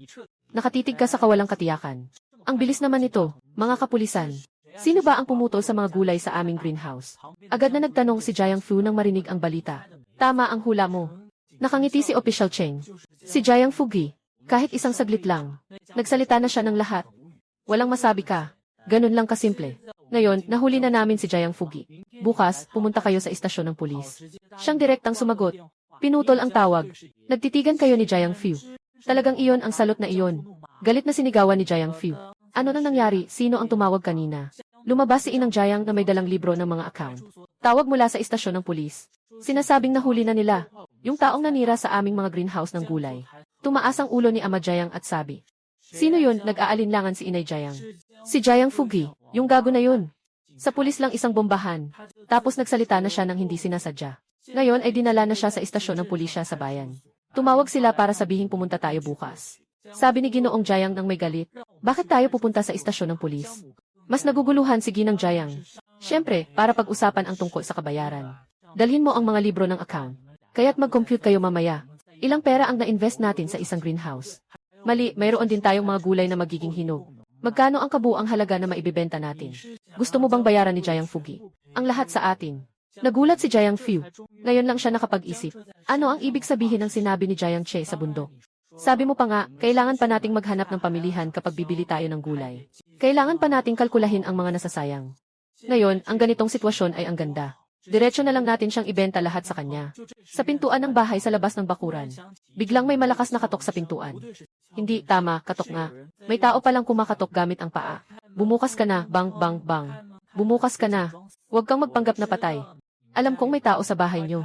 Bumukas ka na, narito na ang malalakas na sipa sa pinto. Alam kong nandyan ang mga tao niyo sa loob. Lumabas ka na, nagawa mo na pero ayaw mong aminin, di ba? Nagkatitigan ka at si Jiang Fu. Siya ang asawa ni Jiang Fugi at ang nanay. Sabi ni Jiang Fu nang mababa ang boses. Xiao Chun, huwag kayong lumabas ng nanay mo sa loob. Lalabas muna ako para tingnan. Tay, ako na lang ang pupunta. Sabi mo rin, nandyan ang asawa mo. Sa ganitong mga bagay, hindi ka dapat mauna. Tumingin si Jiang Fu sa'yo at sabi. Pagkatapos ay malakas siyang humakbang at binuksan ang pintuan ng bahay. Kakabukas lang ng pinto. May dalawang babae na pumasok agad. Pero agad silang napigilan ni Jiang Fu. Bakit kayong dalawa ang gabi-gabi nandito sa bahay namin? Tanong niya ng mabigat. Sinasabi ni Jiang Yong na palabasin si Jiang Che, yung maliit na gago. May naririnig kang boses ng isang matandang babae. Ito ang boses ni nanay ni Jiang Fugi. Ang pangalan niya ay Wudahua. Kay Jiang Yong, sinasabi niya, lumabas ka na sa bahay ni Jiang. Hindi niya gagawin ang isang walang puso na bagay. Hindi ka pa rin matapang aminin. Anong ibig sabihin ng pagtago sa bahay? Paalisin siya dito. Ito ay boses ng isang ginang na nasa gitnang edad. Asawa siya ni Jiang Fugi. Ang pangalan niya ay Li Suking. Siya rin ang nagkaroon ng appendicitis noong nakaraang taon sa kalagitnaan ng gabi. Sobrang sakit ang naramdaman niya sa bahay. Kaya't kinailangan niyang magmadali sa ospital para operahan. Ngunit kulang ang pera nila. Sa wakas, natagpuan si Fugi na may nakaraan. Nanghiram ng mahigit 5,000 yuan para lang mailigtas ang kanyang buhay. Ngunit ngayon, sila ay nagbigay ng pasasalamat sa halip na utang na loob. Hindi lang sinira ni Fugi ang mga greenhouse ng gulay ng pamilya Jiang. Si Li Suking ay talagang galit. Sinabi niya na ang pamilya Jiang ay talagang mga mapagkanulo. Hindi ko alam kung ano ang ibig ninyong sabihin. Ang mukha ni Ginoong Jiang ay malamig, masyado ng huli ngayon. May mga bagay na mas mabuting pag-usapan bukas. Anong gabi-gabi? May mga kasalanan kayong ginawa. Hindi ba kayo makatulog? Sumpa, hindi ba kayo natatakot na ang mga multo ay papatay sa inyong pamilya? Talagang walang konsensya ang pamilyang ito. Sana'y maparusahan kayo. Walang hiya. Ang pamilyang ito ay tiyak na mawawala ng mga supling. Darating ang panahon ng kanilang kaparusahan. Si Wudahua ay nakatayo sa pintuan, umiiyak ng labis. Parang inalis ng pamilya ni Jiang Che ang kanilang ancestral grave. Auntie Wu, mukhang nagalit si Ginoong Jiang, iginagalang kita bilang isang nakatatanda. Ngunit mas mabuti pang panatilihin mong malinis ang iyong bibig. Huwag kang magbula-bula sa harap ng aking tahanan. Ano ang gusto mong gawin? Gusto mo pa bang saktan ako? Huwag mong isipin na si Budahua ay mahigit 60 na. Pero maganda ang kanyang kalagayan. Ngayon, lalo na niyang ipinapakita ang kanyang mga asal. Sumisigaw siya at itinutulak ang kanyang ulo pasulong. Jiangyo, saktan mo ako. Hindi ba't gusto mo akong saktan? Saktan mo ako, patayin mo ako, matanda na ako. Kahit papaano, ang lakas ng pamilya niyo. Di ba't pinasok ng pulis ang anak ko? Kung kaya niyo, patayin niyo rin ako, matanda na ako. Patayin niyo ako. Di mapalagay si Jiang Fu. Dahil sa pagmumura ni Budahua, palaging umatras. Ayaw niyang makipag-ugnayan, talagang ayaw niyang makipag-ugnayan. Jiangyo, sasabihin ko sa'yo. Wala akong pakialam kung anong mga iligal na paraan. Ang ginamit ng pamilya mo. Para agawin si Fugi. Kailangan niyong palayain siya. Nakatayo rin si Lisukin sa isang tabi, na may mga kamay sa kanyang balakang, na nanginginig ang mga taba. Kaya pala pumunta kayo dahil sa pera at yaman. Hindi rin maganda ang itsura ni Jiang Fu.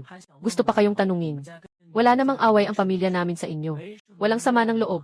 Kahit noong nakaraang taon, muntik nang mamatay si Lisukin dahil sa appendicitis. At utang pa iyon sa maliit naming sasakyan. Pero ano ang ginawa ninyo? Inakyat ni Jiang Fugi ang aming gulayan sa bundok. Kaya pumasok ang malamig na hangin. Gaano kalaki ang naging pinsala sa amin, alam mo ba? Alam mo ba, ngayon, may lakas pa kayong makipagsapalaran dito. Talagang ang kapal ng mukha nyo. Nung tinanong ni Jiang ang tungkol sa utang, biglang naging hindi komportable si Lisukin sa mukha niya. Ngunit sinabi pa rin niya, hindi namin alam ang tungkol sa greenhouse ng gulay. Alam lang namin na dahil kay Jiang Che mo. Napalaya si Fugi ng pulis. Kailangan niya na ngayong tumawag sa pulis. Para palayain sila. Kailangang palayain sila. Si Budahua rin ay sumisigaw sa loob ng bakuran, Jiang Che. Putang ina mong maliit na puki. Walang hiya talaga. Mahal na tiyo mo sa'yo ang bait-bait. Pero siniraan mo pa siya. Lumabas ka na. Ngayon gabi na. Sa probinsya hindi tulad sa syudad. Pag gabi na, lahat nasa bahay na. Kaya si Budahua at Lisukin, mag-ina ay nag-iyakan sa loob ng bakuran ni Jiang Che. Mabilis nilang naalarm ang mga kapitbahay sa paligid. Lahat ay nagsimula ng magtungo dito. May ilan pang may daladalang hapunan, naglalakad at kumakain. Nang makita nilang maraming tao papunta dito, lalong sumigla si Budahua. Tumalikod siya at malakas na sumisigaw sa mga tao sa paligid. Tingnan niyo lahat, ang pamilyang Jiang Yong. Talagang walang konsensya. Sira na hanggang buto. Si Fuguo sa bahay namin ay napakabait sa kanila. Sa tuwing nagkikita, Yongji ang tawag. Yongji, pero sila, ano ang ginawa nila? Yung pamilya nila sa Jiangsheng walang konsensya. Hindi man lang alam kung anong paraan. Para ipatawag ang pulis at hulihin si Fuguo sa bahay namin. Sinasabi niyo bang wala ng katarungan dito? Sa Jiangyo, gusto niyo bang kontrolin ang lahat? Nagdilim na ang langit sa Jiangja Village. Ano ang dapat naming gawin? Nasa paaralan pa ang mga bata. Kami na lang ang umaasa kay Fuguo. Ngayon, nahuli si Fuguo. Ano ang gagawin namin? Paano kami mabubuhay? Si Budahua ang ay nakaupo sa lupa. Patuloy na pinapalo ang kanyang mga binti. Parang si Jiang Che ang nang-usig sa kanilang pamilya. At sa oras na ito, ang mga taga-Jiangja Village. Dahil sa mga nangyari kanina, halos lahat ay may opinyon tungkol sa pamilya ni Jiang Che. Na narinig, at patuloy na nagbubulungan. Tama, tama. Sila'y mayaman at napakamasipag. Bakit pa nila pinapahirapan ang mga mayayaman? Sa tingin ko, nagbabayad sila ng utang. Yung pagbawi sa amin na huwag nilang ibenta ang kahel na may asukal. Hindi na nila kikita ng walang hiya nilang pera. Siyempre, hindi sila masaya. Jiangyo, pwede ba kayong magpakita ng konting hiya? Paano magkakaroon ng ganitong tao sa aming Jiangja Village? Sobrang lapastangan na talaga. Palabasin na ang batang si Jiang Che.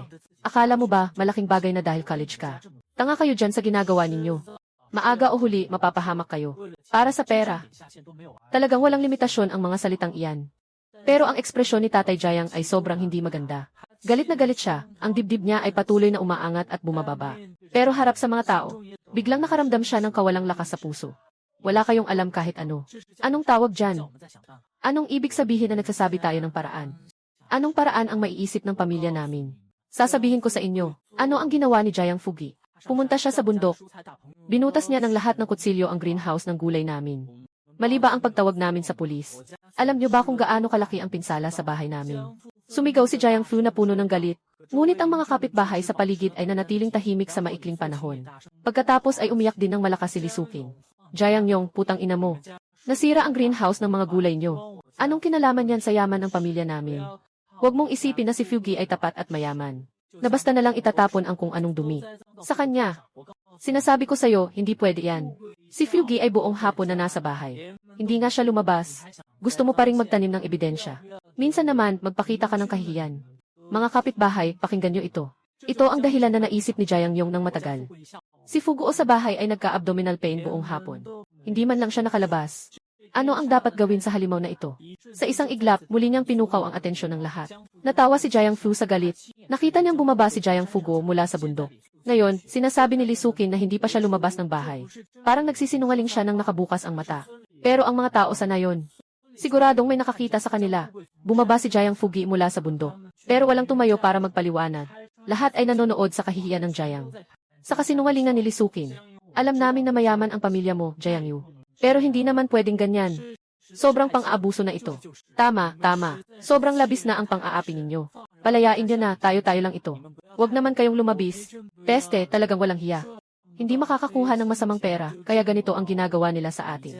Kung may kakayahan kayo, isama niyo kaming lahat. Kung masira ang greenhouse, anong pakialam namin? Sa tingin ko, karapat-dapat sila dito. Sobra na ang kanilang mga ginawang masama. Kahit ang Diyos ay hindi na makatiis. Maraming tao ang nag-uusap ng tahimik. Sa likod, pinapahina nila ang mga bagay. Isa-isa silang parang mga masamang espiritu. Nakakatakot at nakasisindak. Naghahanap ng biktima. Ginagawa nitong nanginginig si Jiang Fu. Hindi mo pa pinapalabas ang anak mong masungit.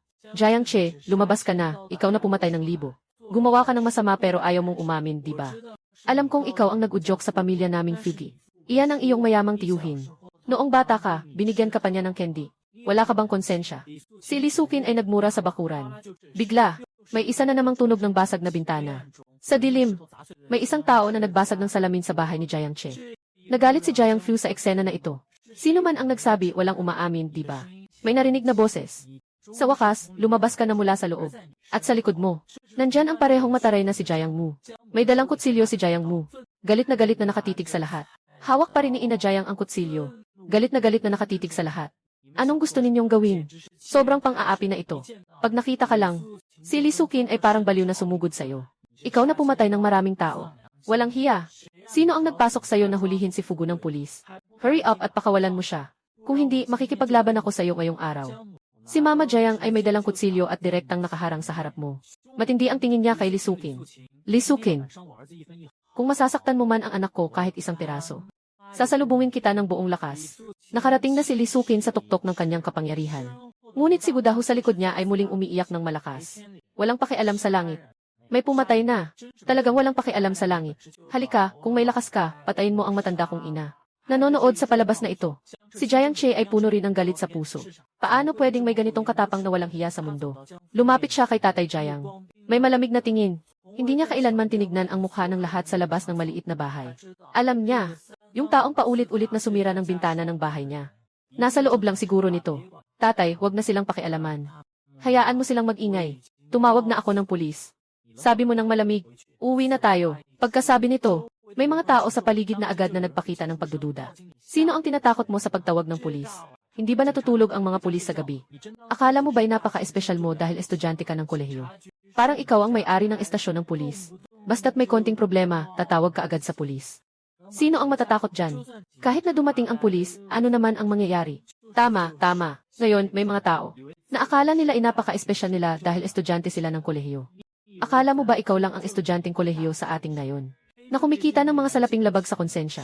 Balang araw, makakatanggap ka ng parusa. Tama, tama. Tatay, bumalik tayo. Dalhin mo si Jiang at pumasok ka na. Huwag kayong umalis, hindi kayo pwedeng tumawag ngayon. Pakawalan niyo si Fugu sa pulisya. Huwag kayong aalis. Tumayo si Gudahu mula sa lupa. Hawak-hawak si Titkipit kasama. At sumugod pa sa unang sala ng bahay niyo. Sasabihin ko sa inyo, walang makakatakas kahit pinto. Kailangan niyo tumawag sa pulisya ngayon. Palayasin mo si Fugi. Hinila ni Dahua si Li Sukin. Pumasok sila sa sala ng iyong bahay. Kung hindi, huwag kayong umasa na magiging maayos ang gabi ninyo. Nakita ang mga pinggan at kubyerto sa mesa ninyo. Lalo pang nagalit si Li Sukin. Dahil sa pagkuha kay Fugi. Wala silang oras para kumain. Ngayon, ang tiyan ay umuungal sa gutom. Pero paano naman sa inyo? Nakaupo pa kayo rito na parang walang nangyayari. Kumakain pa kayo dito. Sa isang iglap, nagalit siya. Ang galit ay umusbong sa kanyang puso. Kumakain pa kayo habang nakakulong sa istasyon ng pulis. Kayo pa, may oras pang kumain. Wow, si Li Sukin. Diretso niyang inihagis ang mesa sa sala ng bahay niyo sa unang palapag. At nahulog ito sa sahig. Ang mga mesa sa bukirin ay gawa sa kahoy. Kaya hindi ito gaanong mabigat. Madali lang itong maihagis. Nabasag ang mga mangkok at kubyerto sa sahig. At nagkalat ang sabaw ng noodles. Isang kalat. Nagulat si Ina na si Jiang sa nakitang ito.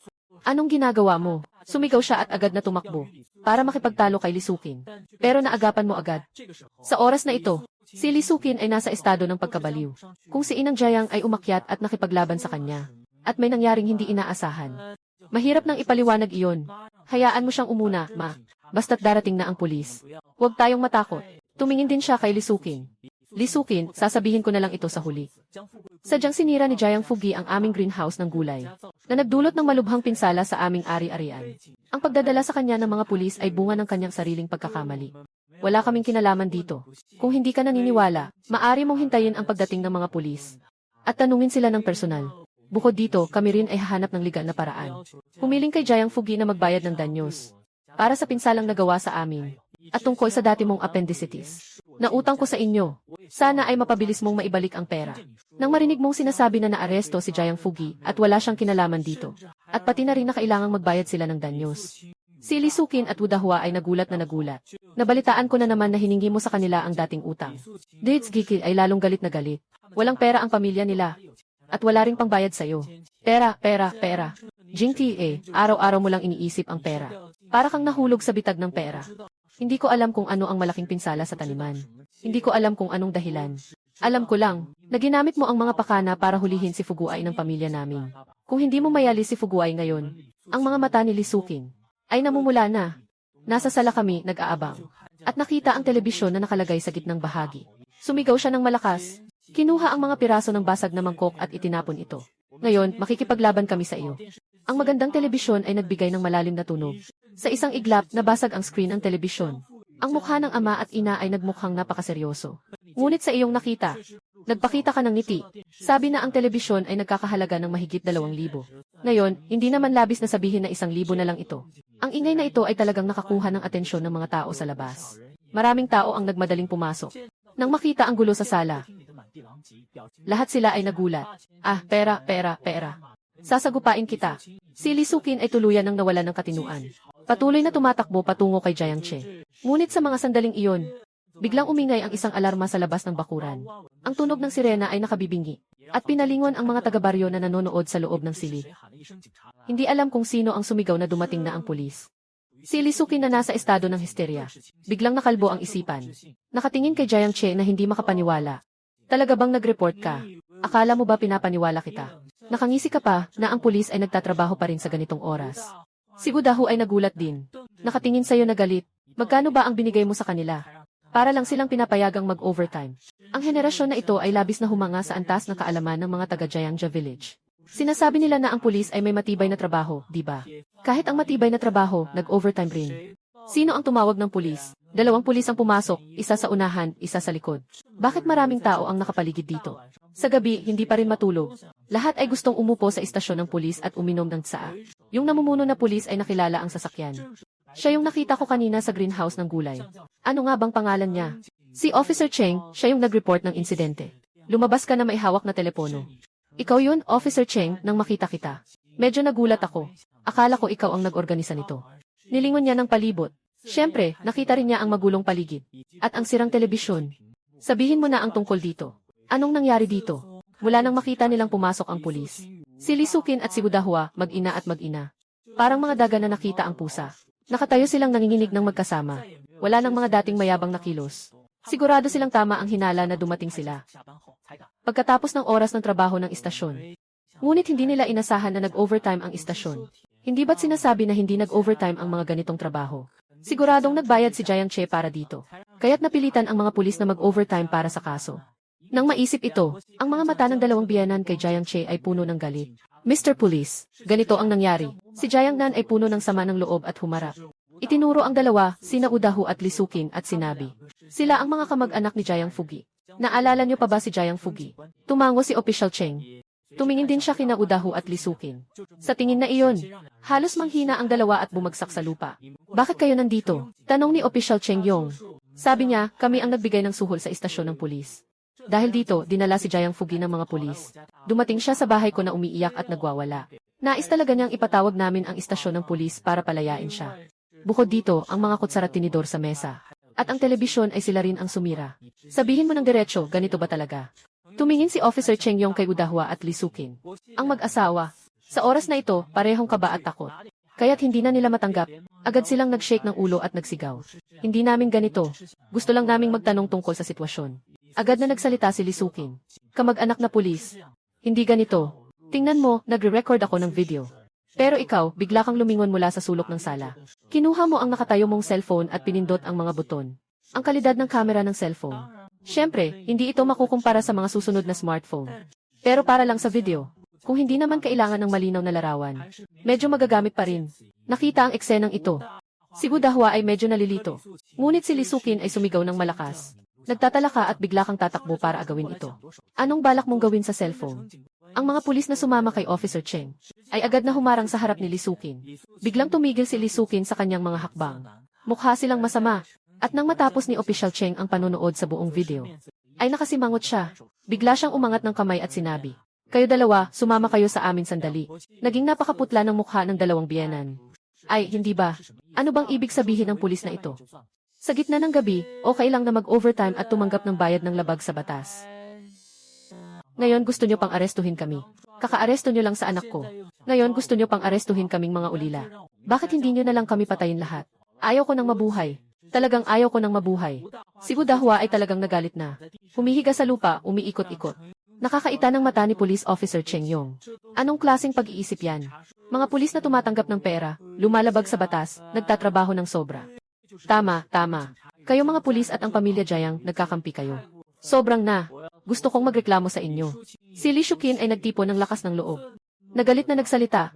Tama, ang mga nakatambay na taga-Bukirin sa labas ay sumama sa sigaw. Walang pinatay si Ren Fugi at wala ring pinakawalan. Nandito lang siya para humingi ng paliwanag. Anong karapatan ninyong arestuhin siya? Bakit puro kami mga mahihirap ang inaapi ninyo? Sobrang walang katarungan. Naririnig ninyo ito. Mukhang hindi maganda ang itsura ni Police Officer Cheng Yong. Bigla siyang humarap.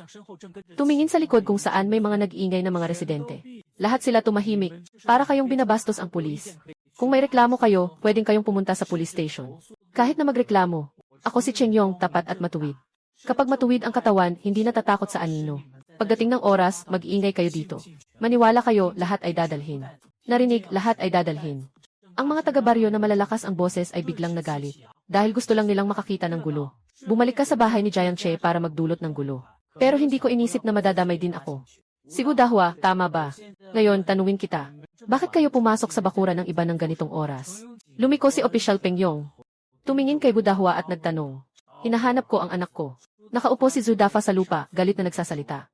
Ang anak mong si Jiang Fugi ay sinasangkot sa sadyang pagkasira ng ari-arian. Nasa presinto na siya. Naibigay na niya ang lahat ng detalye tungkol sa insidente. Lahat ng ebidensya at salaysay ay tiyak. Tiyak na siya ang may gawa dahil sa usapin ng suha. Nagalit siya kay Jiang Che at sa kanyang pamilya. Kaya siya pumunta sa bundok, gumamit ng pang-ani upang punitin ang greenhouse ng pamilya Jiang Che. Kung may mga pagtutol kayo sa kaso, maaari kayong mag-apply para tingnan ito sa istasyon ng pulis. Maaari rin kayong magtanong ng personal kay Jiang Fugi. Hindi sa pamamagitan ng gulo sa tahanan ng pamilya Jiang Che. Sabi ni Official Cheng Yong na may seryosong ekspresyon. Nang marinig ito, si Budahwa at Lisukin ay nayanig. At ikaw, Lisukin. Ayon sa kuha ng video, ikaw ang nagbuwal sa mesa, di ba? At ikaw din ang sumira sa telebisyon na iyon. Mayroon pa ba kayong gustong sabihin? Wala. Si Budahwa at Lisukin ay otomatikong umiling. Sige, kung wala ng kabuluhan. Sama-sama na kayong mag-ina pabalik sa amin. Muling sinabi ni Official Cheng Yong. Ngayon, si Budahwa at Jisukin ay muling naguluhan. Bakit kailangan pa nating bumalik? Dahil kinuha na si Fugi sa inyo. Nawala na ang hindi pagkakaintindihan. Kaya't hindi na tayo mag-aaway. Uuwi na kami. Hindi na kami mag-aaway. Hindi ba ito ay hindi pwede? Si Budahwa at Lisukin ay sabik na sumagot. Ayaw nilang umupo sa malamig na upuan sa istasyon ng pulis. Ngayon, hindi na kayo ang may kapangyarihan. Umiiling si Official Cheng Yong. Pinapayagan kayong umalis, pero hindi kayo umaalis. Ngayon, tingnan ninyo. Anong klaseng kalat ang ginawa nyo sa bahay namin? Ngayon, may karapatan pa kayo. Sama kayo sa amin. Sabay siyang tumingin sa'yo. Kailangan din magpadala ng representante ang pamilya nyo para makipag-usap sa amin. Mag-record tayo ng mga detalye. Mag-mediation tayo. Sino man ang gumalaw sa amin, babalik kami. Pupunta na ako, lumabas si Jiang Fu at nagsalita. Pero ikaw ang humawak sa kanya sa tabi. Ako na lang ang pupunta. Pero si Xiao Che, nag-aalinlangan si Jiang Fu. Gabi na kasi. Pupunta pa sa pulisya. Siguradong magtatagal pa hanggang gabi. Sana ngayong araw ay nakapagpahinga na tayo pagkatapos ng buong araw na abala.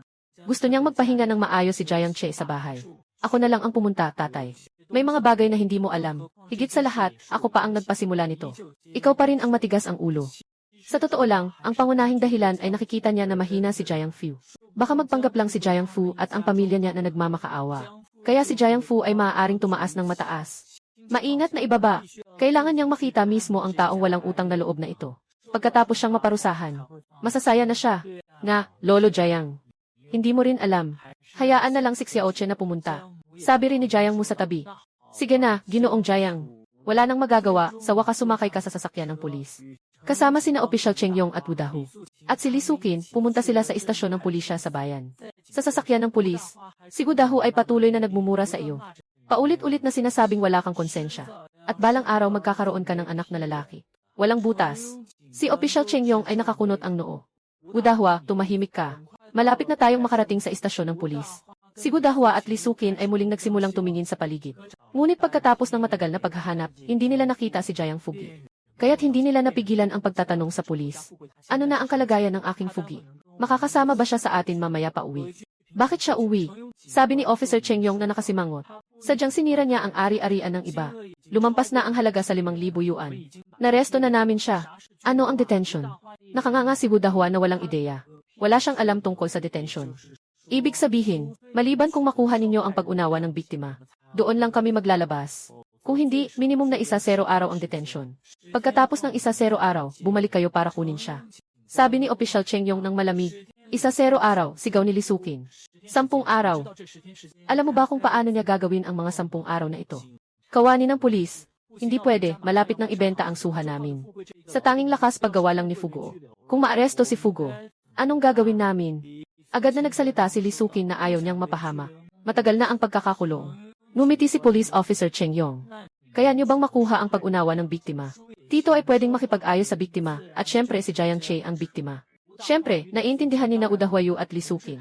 Tumingin ang mga kasamahan kay Jiang Che. Xiao Che, pakiusap, tulungan mo kami. Palayain mo na ang iyong mayaman na tito. Humihingi kami ng tawad, ayos na ba? Sa amin, ikaw lang ang tanging lakas ng trabaho ni Tio Fugi. Kailangan siyang hulihin. Anong dapat gawin? Tingnan mo na lang ang aming sitwasyon bilang mga ulila. Patawarin mo si Fugi sa pagkakataong ito. Si Wu Dahua ay kumikilos ang mga labi. Nagsasalita tungkol sa inyong sitwasyon bilang mga ulila. Ngumiti ka ng nakatawa. Anong pride nyo?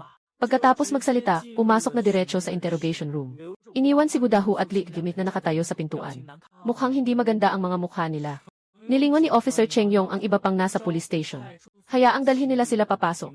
Dalhin nyo sila papasok. Sa mga natitirang tao sa pulisya, dalhin nyo sila sa loob. Gumawa ng record. Pagkatapos magsalita, tumalikod siya at pumasok sa interrogation room. Nakikita mong nakaupo ka na sa upuan sa likod ng mesa ng pagtatanong. Sabi ni Officer Cheng Yong nang walang magawa. Sabihin mo na, anong nangyari? Samantala sa kabilang banda, si Wu Dahua at Li Sukin, dalawang magbiyenan, ay dinala sa dalawang hiwalay na kwarto ng interogasyon, na humaharap sa dalawang pulis. Mga kapatid na pulis, talaga bang ikukulong ang asawa ko ng 1-0 araw? Patuloy na nagtatanong si Li Sukin. Tama, alam na namin ang kanyang sitwasyon. Sinasadya ang pagsira sa ari-arian ng iba. At naayon sa pagsusuri, lumampas na ito sa 5,000 yuan. Kung hindi tayo makakasundo, hindi lang tayo ikukulong ng 1-0 araw. May panganib pa ng pagkakakulong. Sabi ng isang babaeng pulis ng mahina. Ah, ganun ba kaseryoso ang pagkakakulong? Nagtaka si Li Sukin. Ano sa tingin nyo? Yung greenhouse ng gulay ay ginastusan ng mahigit sa 10,000 piso para itayo. At marami pang gulay ang nakatanim dito. Alam nyo ba, kung gaano kalaki ang pinsalang nagawa sa kanilang ari-arian? Sinabi niya ng malalim ang boses. Ngunit, hindi rin namin alam. Napakapangit ng ekspresyon ni Li Sukin. Puno ng takot ang kanyang puso. Kung sakaling makulong si Fugi, ano ang gagawin niya? Paano na ang pamilyang ito? Ano ang dapat gawin? Bigla, kumislap ang kanyang mga mata. Hindi ba sinabi ng pulis na iyon kanina? Basta't makuha ang kapatawaran. Walang mangyayari kay Fugi. Ano ang kailangan nilang gawin para mapatawad tayo? Napakadali niyan. Magbayad tayo. Sabi ng babaeng pulis. Gaano kalaki ang halaga ng nasira ninyo? Bayaran lang ang kailangan. Pagkatapos, kausapin mo sila ng maganda. Baka sakaling mapabuti ang kanilang loob. At pinalaya kanila ng hindi masyadong masakit. Narinig ko na iisa lang kayo ng barangay. May kaugnayan kayo sa isa't isa. Hindi naman siguro nila gagawin ang sobra. Nang makuha ang bayad, umiiyak na naman si Li Sukin. Sobrang mahirap ang pamilya nila. Noong nakaraang taon, bigla siyang nagka-appendicitis. Halos mamatay siya. Walang gustong manghiram sa buong baryo. Sa huli, sila pa ang nanghiram sa kanya ng pera. Mahal na kapulisan. Ano ang gagawin namin kung wala kaming pera? Biglang umiti ang pulis na walang pera. Akala mo ba na kapag nakulong ka, hindi mo na kailangang magbayad? Nagtaka si Li Sukin. Kahit nakulong ka, kailangan mo pa ring magbayad. Ano sa tingin mo? Malamig na umiti ang pulis. Kahit nakulong ka, kailangan mo pa ring bayaran ang utang mo sa kanila. Ito ay nakasaad sa batas. Kung hindi, sino ang magdadala ng lahat ng pinsala? Pero wala na kaming pera. Nadismaya si Lisukin. Kung wala kang pera, maghukay ka na lang. Tama, hindi basta-basta ang makulong, di ba? Hindi lang si Jayang Fugi ang maapektuhan. Pati buong pamilya ninyo ay maapektuhan din. May mga anak pa kaya kayo. Nasa eskwela ang mga anak nyo, di ba? Ayaw niyo bang magkaroon siya ng tatay na nakakulong? Yung tipong hindi na makakataas ng ulo buong buhay niya. Meron pa rin. Paano kung balang araw makapagtapos siya ng kolehiyo?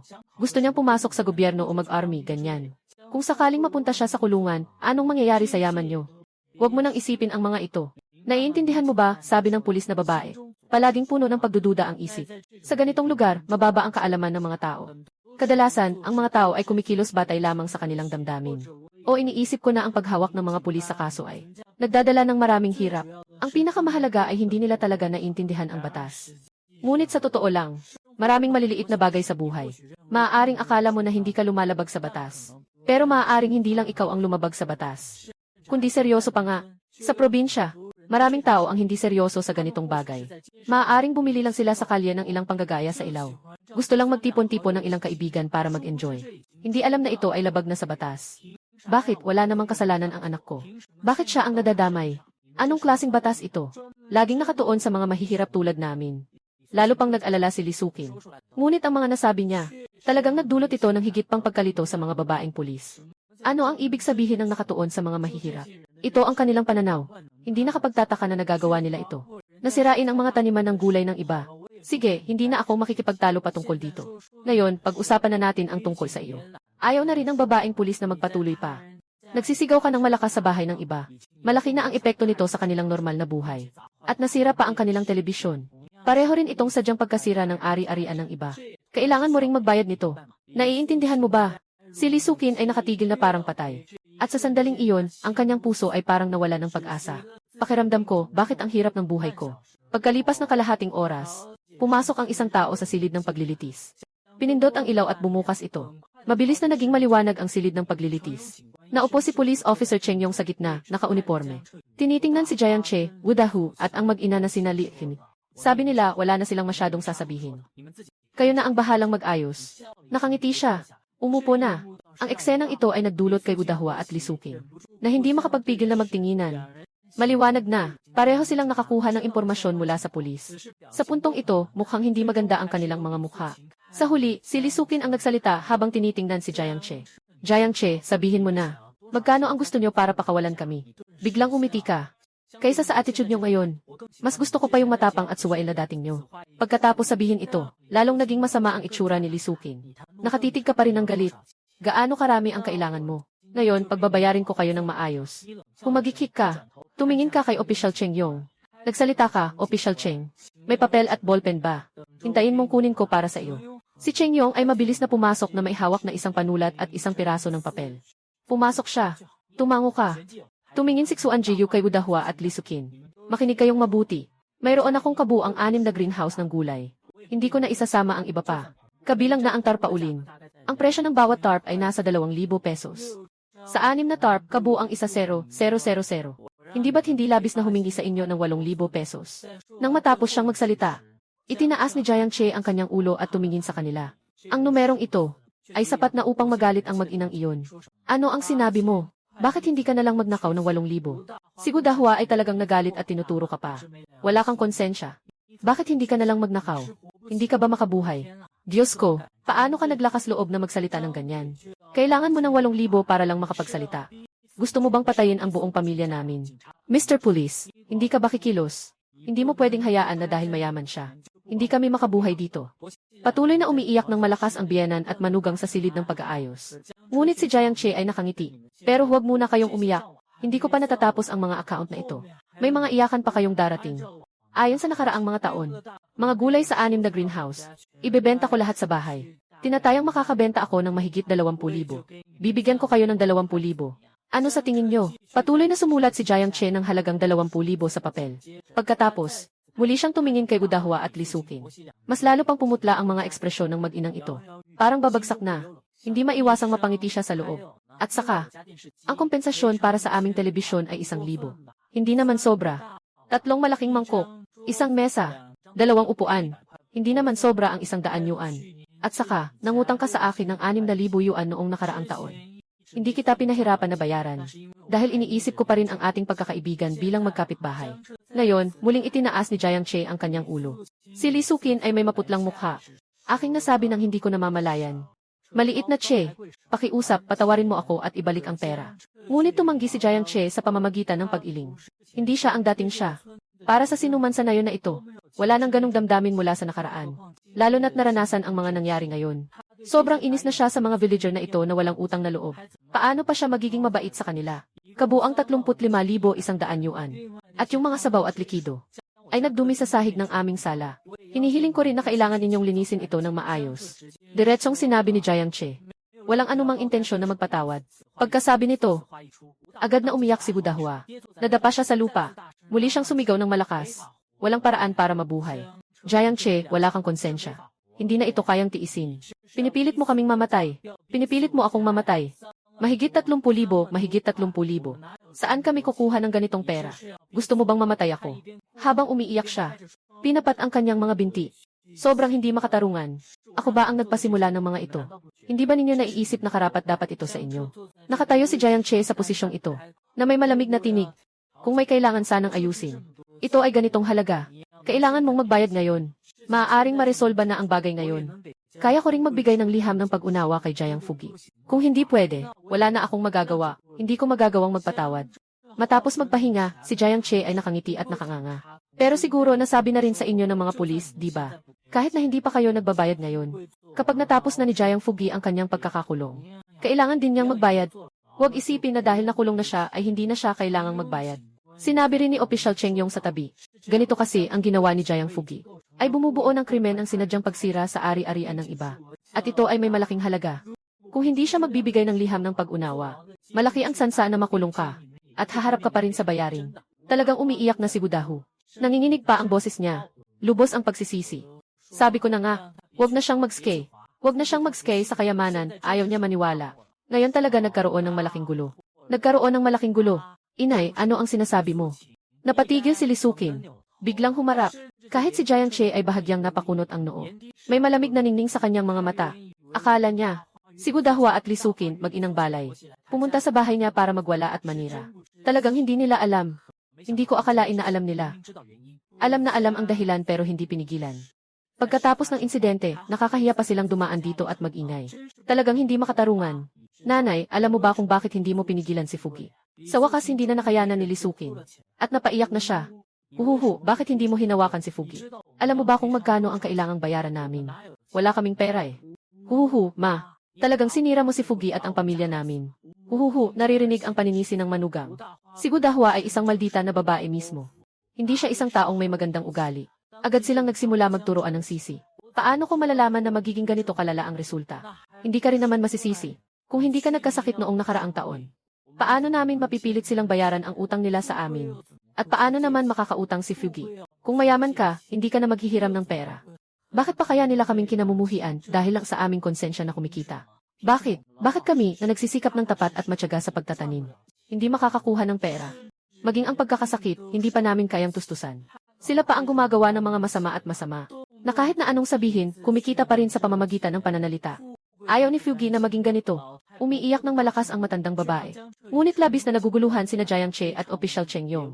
Hindi rin inaasahan ni Fang Wan na ang dahilan ng pagpunta ni Jiang Fugi sa kanyang bahay at pagwasak sa mga gulay ay dahil sa inggit. Ngunit siya rin ang may kasalanan. Kaya't hindi ito karapat-dapat sa anumang awa.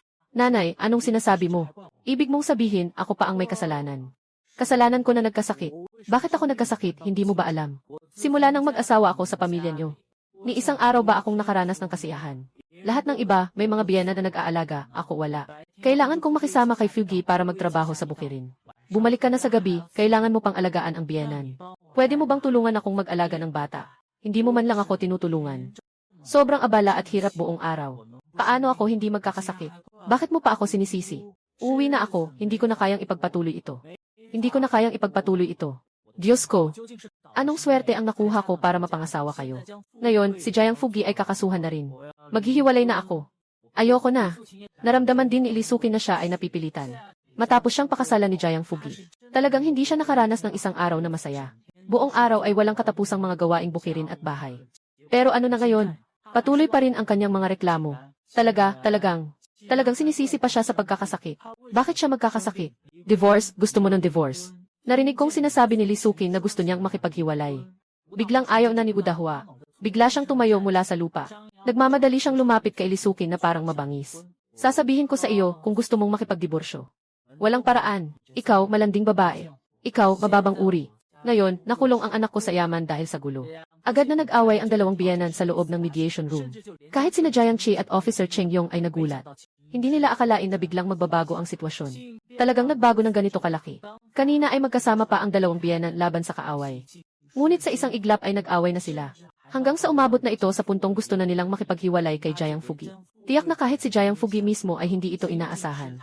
Basta ito ay isang impulsong desisyon niya. Hindi lang niya kailangang magbayad ng higit sa 30,000 na malaking halaga ng danyos. Ngayon, pati asawa niya aalis na rin. Kahit walang gustong tumanggap sa akin. Ngayon, pati asawa niya aalis na rin. Kahit walang gustong tumanggap sa akin. Kailangan kong umalis, hindi na ako makakayanan ang buhay na ito. Matapos mapaghiwalay ni Police Officer Cheng Yong, si Lee Sukin ay duguan ang mukha ng nakahawak. Yak-yak at sumisigaw na ayaw na niya. Kailangan niyang maghiwalay kay Gudahway, sumugod pa ang galit niya. Kanina nakatayo siya bilang nakatatanda, gamit ang posisyon niya. Kaya si Lee Sukin ay hindi talaga makapangahas na gawin siyang masama. Kaya hindi naman siya masyadong nasaktan. Ngayon ay malakas pa rin ang loob na sumigaw na ayaw na niya sa kasal. Kailangan manatili ng apo ko. At si Fugi. Hindi pwedeng makulong si Fugi. Kailangan makalabas si Fugi. Bumalik ka sa bahay ng nanay mo para kumuha ng pera. Kumuha ka ng utang, wala akong pakialam kung anong paraan ang gagamitin mo. Kahit na kailangan mong magbenta. Kailangan mong ilabas si Fugi. Kung gusto mo ng diborsyo, okay lang. Kailangan manatili ang apo ko. At si Fugway. Hindi pwedeng makulong si Fugway. Kailangan lumabas si Fuguay. Bumalik ka sa bahay ng nanay mo para kumuha ng pera. Kailangan mong mangutang, wala akong pakialam kung anong paraan ang gagamitin mo. Kahit na kailangan mong magbenta, kailangan din nilang ipakita ang kayamanan. Lalo na sa pakikitungo sa sariling asawa nilang si Gudahwa, na sobrang palaban. Ipinapakita nila ang kawalang hiyaan hanggang sa pinakamatindi, na ikinagalit ni Lee Sukin. Kaya't umiyak siya ng malakas sa pulisya. Ngayon, isa lang ang nasa isip niya. Ang maghiwalay na sila. Hindi na nila kayang ituloy ang buhay na ito.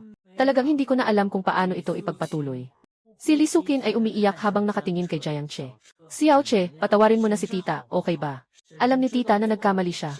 Humihingi ng tawad si tita sa iyo. Si Jiang Che ay nakaupo pa rin sa upuan. Malamig na tinitingnan sila. Walang anumang reaksyon. Kawawa si Lee Sukin. Siyempre, nakakaramdam siya ng awa. Pero ano ang koneksyon niya kay Jiang Che? Kahit medyo nakakatawa pa nga. Ngayon niya, kumpara sa nakaraan niyang pasiklab sa bahay niya. Napakalayo ng itsura niya ngayon. Noong nakaraan, sobrang pilyo niya. Ngayon, talagang karapat-dapat siya.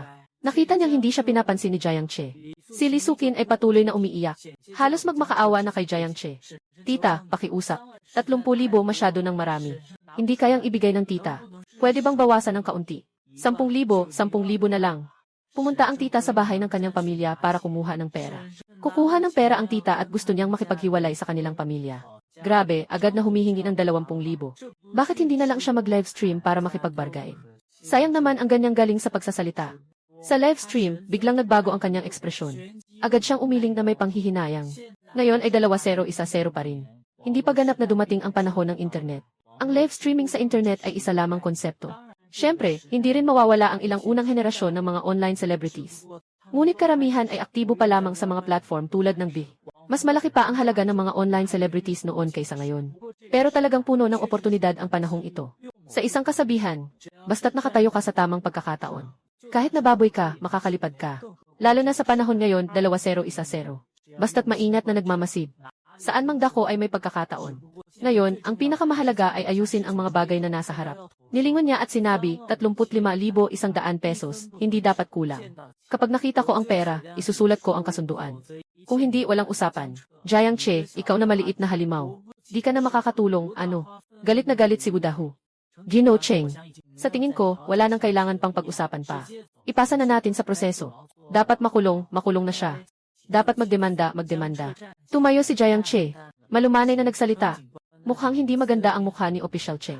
Ang ganitong pakikipag-ayos ay labis na nagpapahirap sa kanya. Mukhang hindi maganda ang mukha ni Official Cheng. Ang ganitong pakikipag-ayos ay labis na nagpapahirap sa kanya. Mukhang walang kagustuhan ang magkabilang panig na makipag-ayos. Lumiko si Jiang Che at umalis. Ngunit nag-alala muli sina Udahwa at Lisukin. Hindi, kailangan nating makipag-ayos. Babalik ako para mangutang. Hindi pwedeng makulong ang anak ko. Hinila ni Budahwa ang braso ni Officer Cheng Yong at sumigaw. Narinig niya kasi, kung makulong siya sa yaman, kailangan na magkaroon ng record. Kaya hindi makakapasa ang kanyang mahal na apo. At hindi rin makakapagsundalo. Umaasa pa ang matandang babae sa kanyang mahal na apo na magbigay ng karangalan sa pamilya. Kaya nga ang pangalan niya ay Jiang Yaozu, na nangangahulugang magbigay ng karangalan sa pamilya.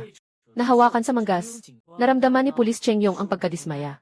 Humarap siya at tumingin kay Jiang Che. Tinanong ni Jiang Che kung kailan niya maaaring kunin ang pera. Bukas, bukas.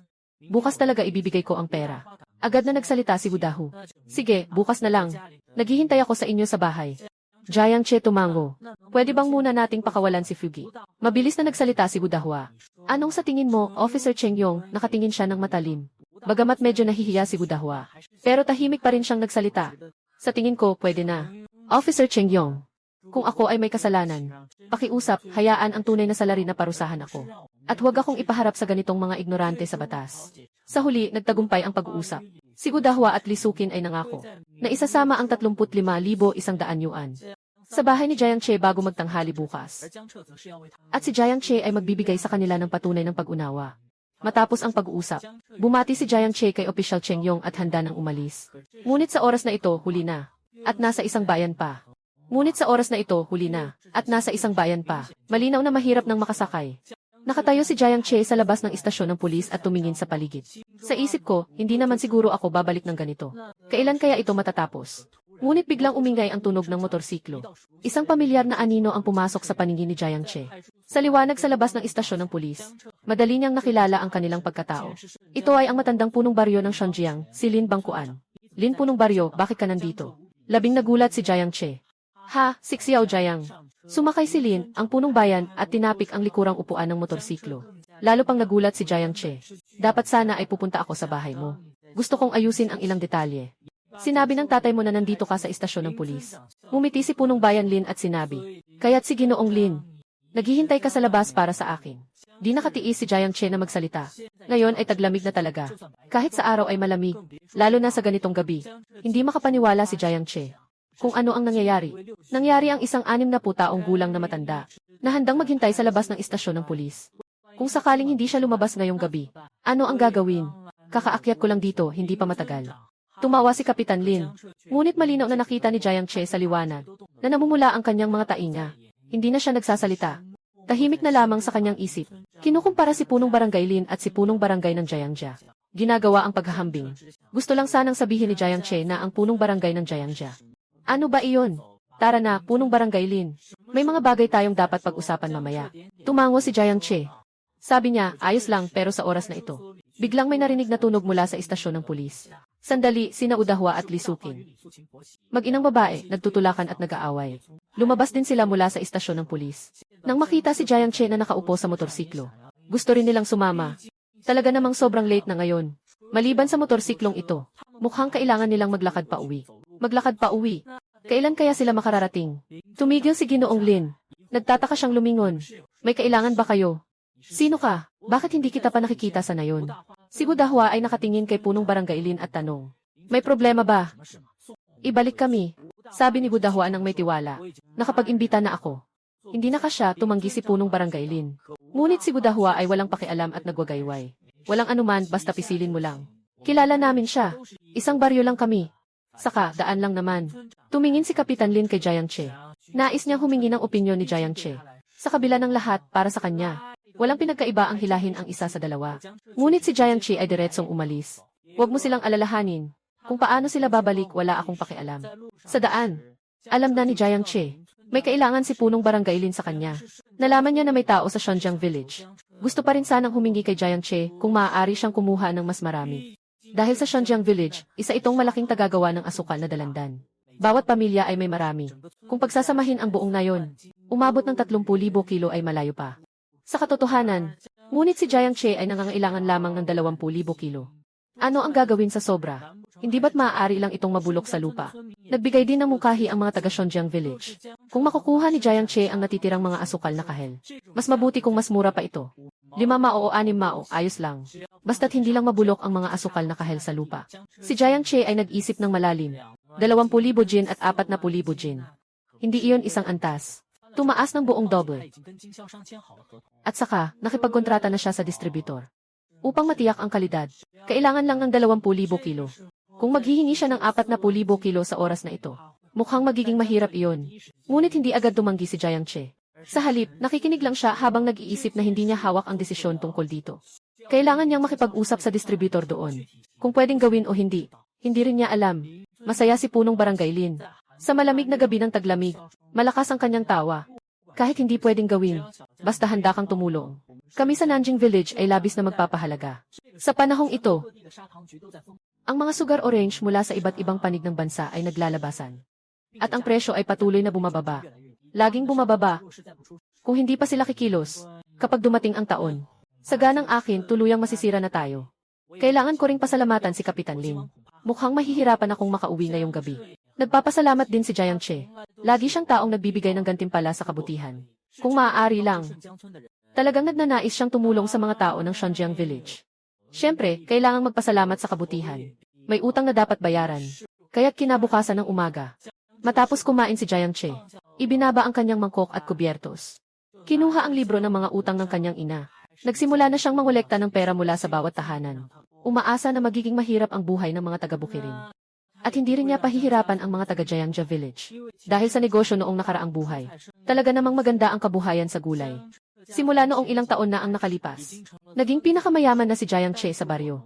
Pero alam ng mga nakatira sa probinsya, ang mga usapin sa pamilya at buhay. Maraming mga kamag-anak at mga usapin na konektado.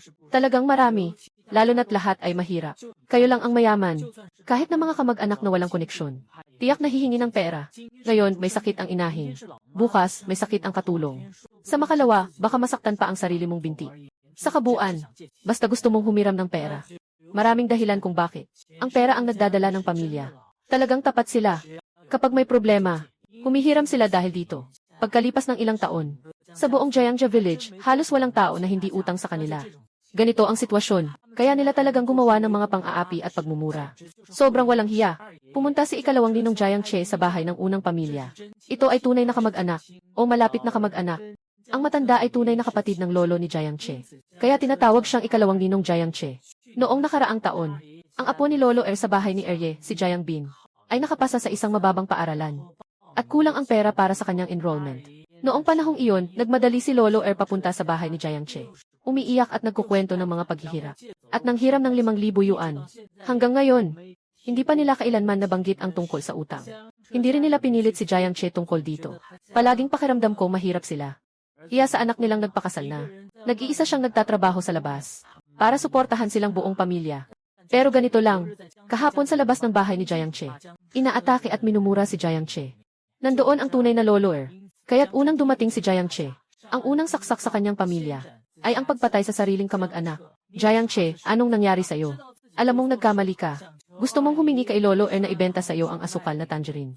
Mangarap ka na lang. Sinabi na ni Lili ng punong baryo. Siya ang magiging responsable sa pagbebenta ng lahat ng aming asukal na dalandan. Sinabi na ni Lili ng punong baryo. Siya ang magiging responsable sa pagbebenta ng lahat ng aming asukal na dalandan. At sa presyong 3 pa. Walang kita kahit sentimo mula sa konsensya. Si Lolo ay nakasandal sa tungkod habang binubuksan ang pinto.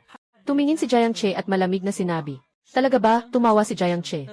Kaya't binabati kita, ikalawang lolo. Siguradong malaki ang kita sa pagkakataong ito. Oh, Ang ikalawang lolo ay nagpakitang ngiti na walang ngiti. Tingnan natin kung hanggang kailan ka makakapagpanggap. Sa loob, tiyak na nag-aalala ka na, di ba? Si ikalawang lolo ay talagang, nandito ako ngayon para sa ibang bagay.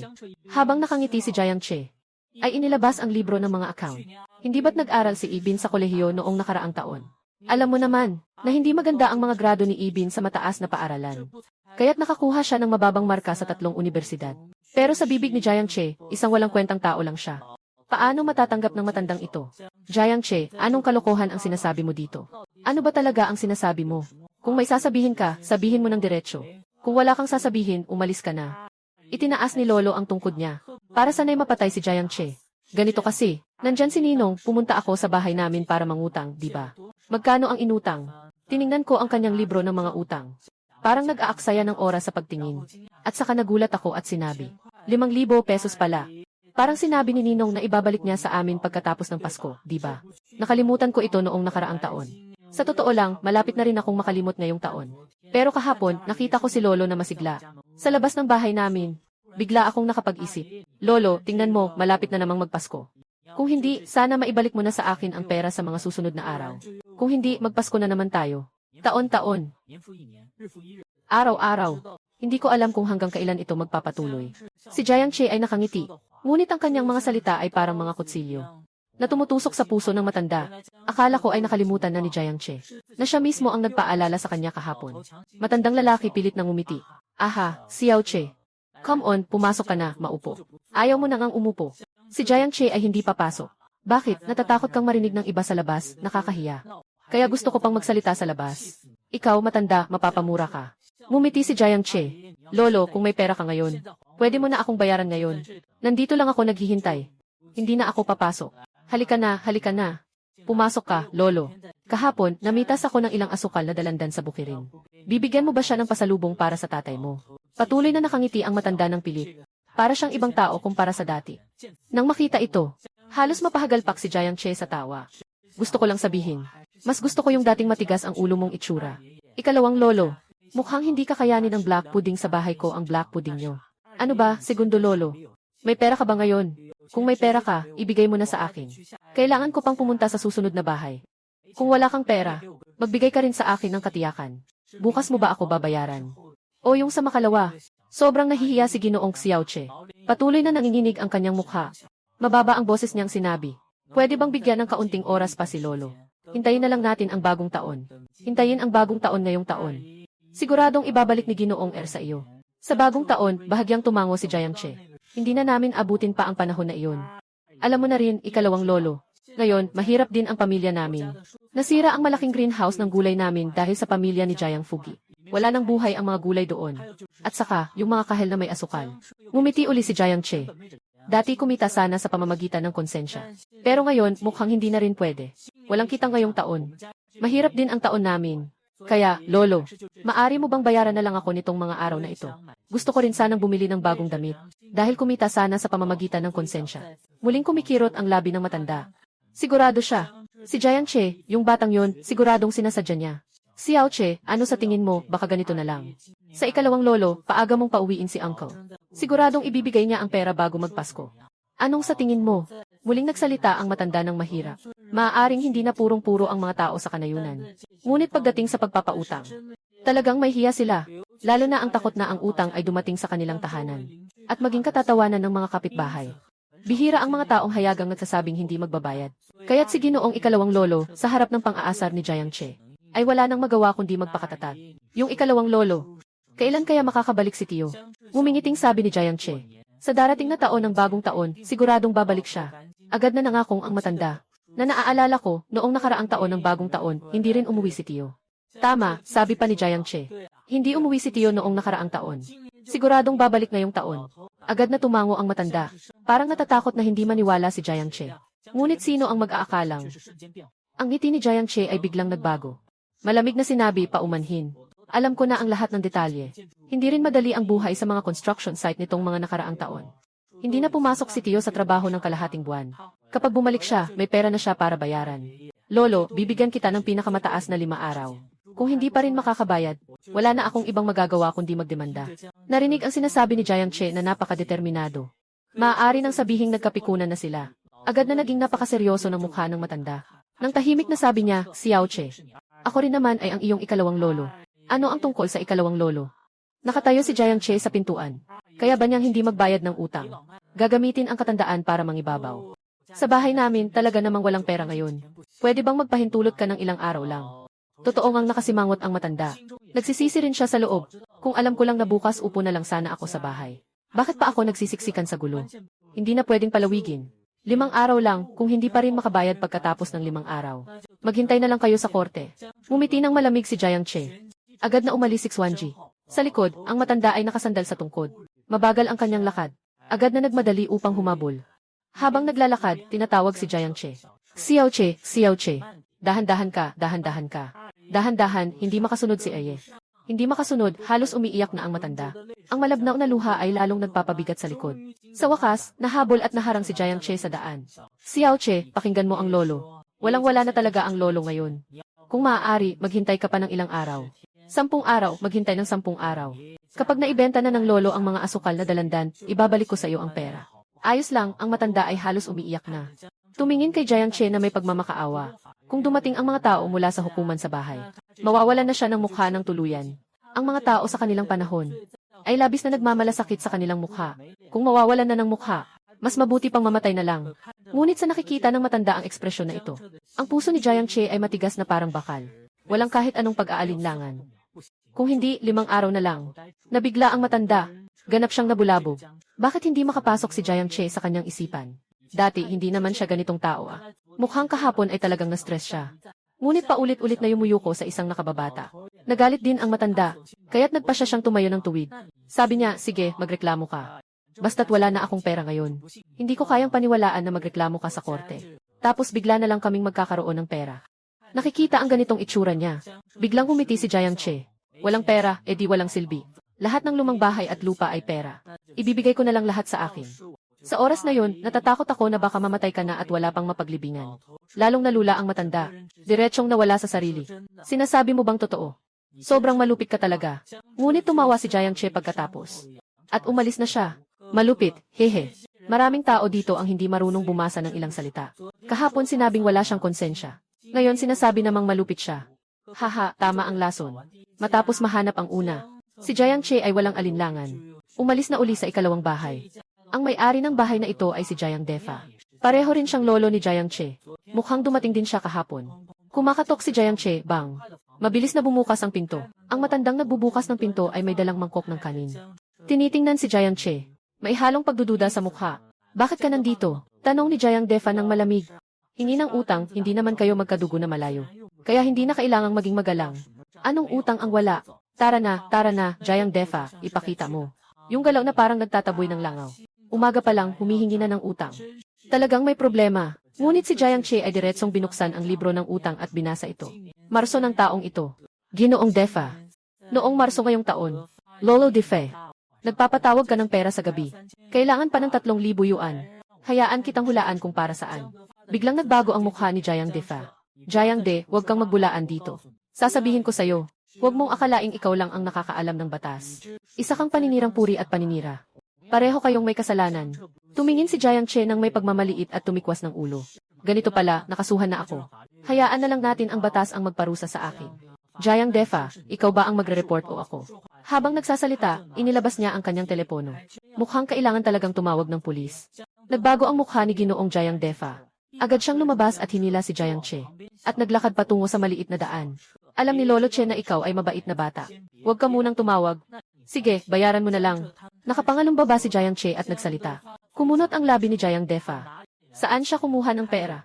Kung may pera siya, paano siya manghihiram ng pera kay Jiang Che? Kung si Xiao Che ay bibigyan ng dagdag na ilang araw. Dagdagan ng 5 araw. Sapat ba ang oras? Nakangiting sinabi ni Jiang Che. Hindi sapat ang 5 araw. Ganito na lang, hintayin nating matapos ang taon. Pagkatapos ng taon, si Lolo ay kukunin ang pera pang pasasalamat at babayaran ka rin niya. Maingat na sabi ni Jiang Defa. Sa tingin mo, posible ba iyon?